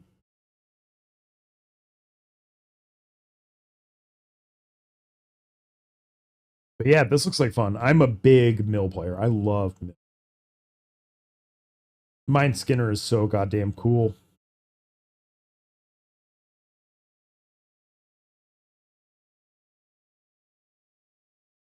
Let me think about this too. So Mind Skinner plus Sir Conrad, right?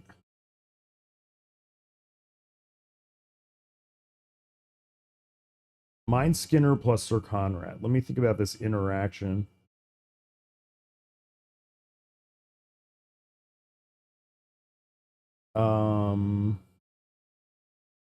So Sir Conrad pings the table, dealing 1 to each opponent. That replaces it with each opponent milling 3 cards. They hit a creature. Yeah, so Mind Skinner plus Sir Conrad is also an infinite. Or a non-determinate infinite. With extremely high likelihood of working. Oh yeah, I like that. It's hard for me to call a mill deck strong, but you do have really strong synergies in here. I would not describe this as being as powerful as your other decks, but what this deck is going to do is sneak in disruption, and it's going to sneak wins with some really elegant 2-card combos. If you wanted to really, really juice this deck, I would not look at some of these less malleable pieces like Sphinx and Mirko, and be thinking of more tutors to get to your Sir Conrad Mind Skinner. But then the deck loses a lot of personality. I do feel like you have enough mana to support Sphinx, but stuff like Rhystic Study and Mystic Remora are like cheaper and better Rhystic Studies, especially into your pods. When I see Consecrated Sphinx in Dimir, I'm usually thinking, oh, we're trying to reanimate it. Using like 2 cards to reanimate it and to get it onto the field super cheap. With that being said, Sphinx is probably the strongest blue creature ever if it is on the field. So I'm not saying cut Sphinx. I would never say that. But I would say Sphinx feels like more of a reanimator card. But then one day you're going to Sphinx with a... You could imprint Whispering Madness onto a Consecrated Sphinx. A lot of cool stuff there. And I think your pods would vibe nicely with an opponent copying a Consecrated Sphinx. When 2 Sphinxes are on the field, I call it the death spiral, right? One person's going to draw their whole deck. The other person... Well, here's the thing. Both players may opt to draw their entire deck by passing their Consecrated Sphinx triggers back and forth.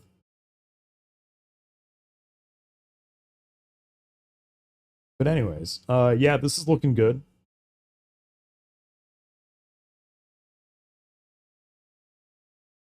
I would look at Bloodchief Ascension, though.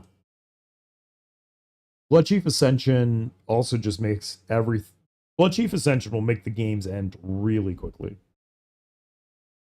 Bloodchief Ascension being fully online, and you just cast like any mill spell, any windfall, the game ends right on the spot. And I like Bloodchief Ascension because it's gonna oops. I like Bloodchief Ascension because it also will provide an incremental way of like approaching winds. And it's going to finite people with life loss.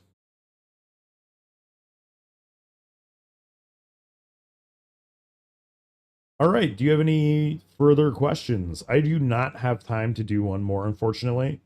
Someone hit me up, so it's a good reason that I don't have time. But yeah. Yo, I think I'm signing off pretty soon.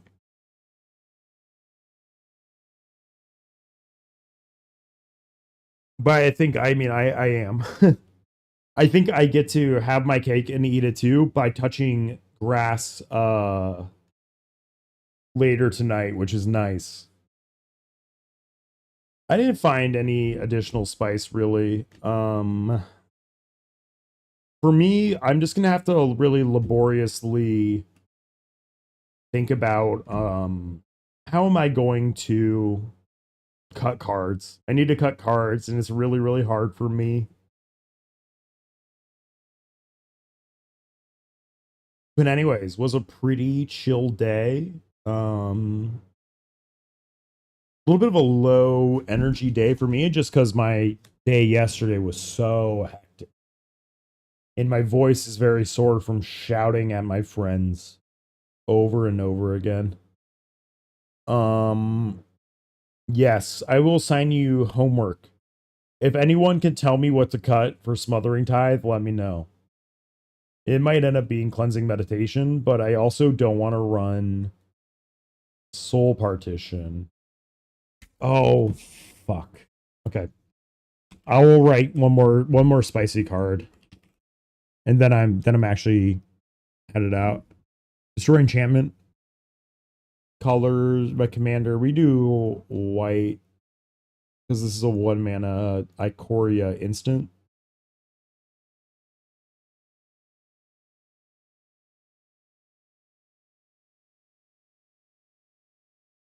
Ikoria. Yes, Light of Hope.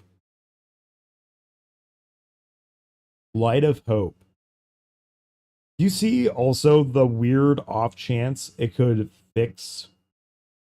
Do you see the weird off chance it could help me with Agatha's Soul Cauldron?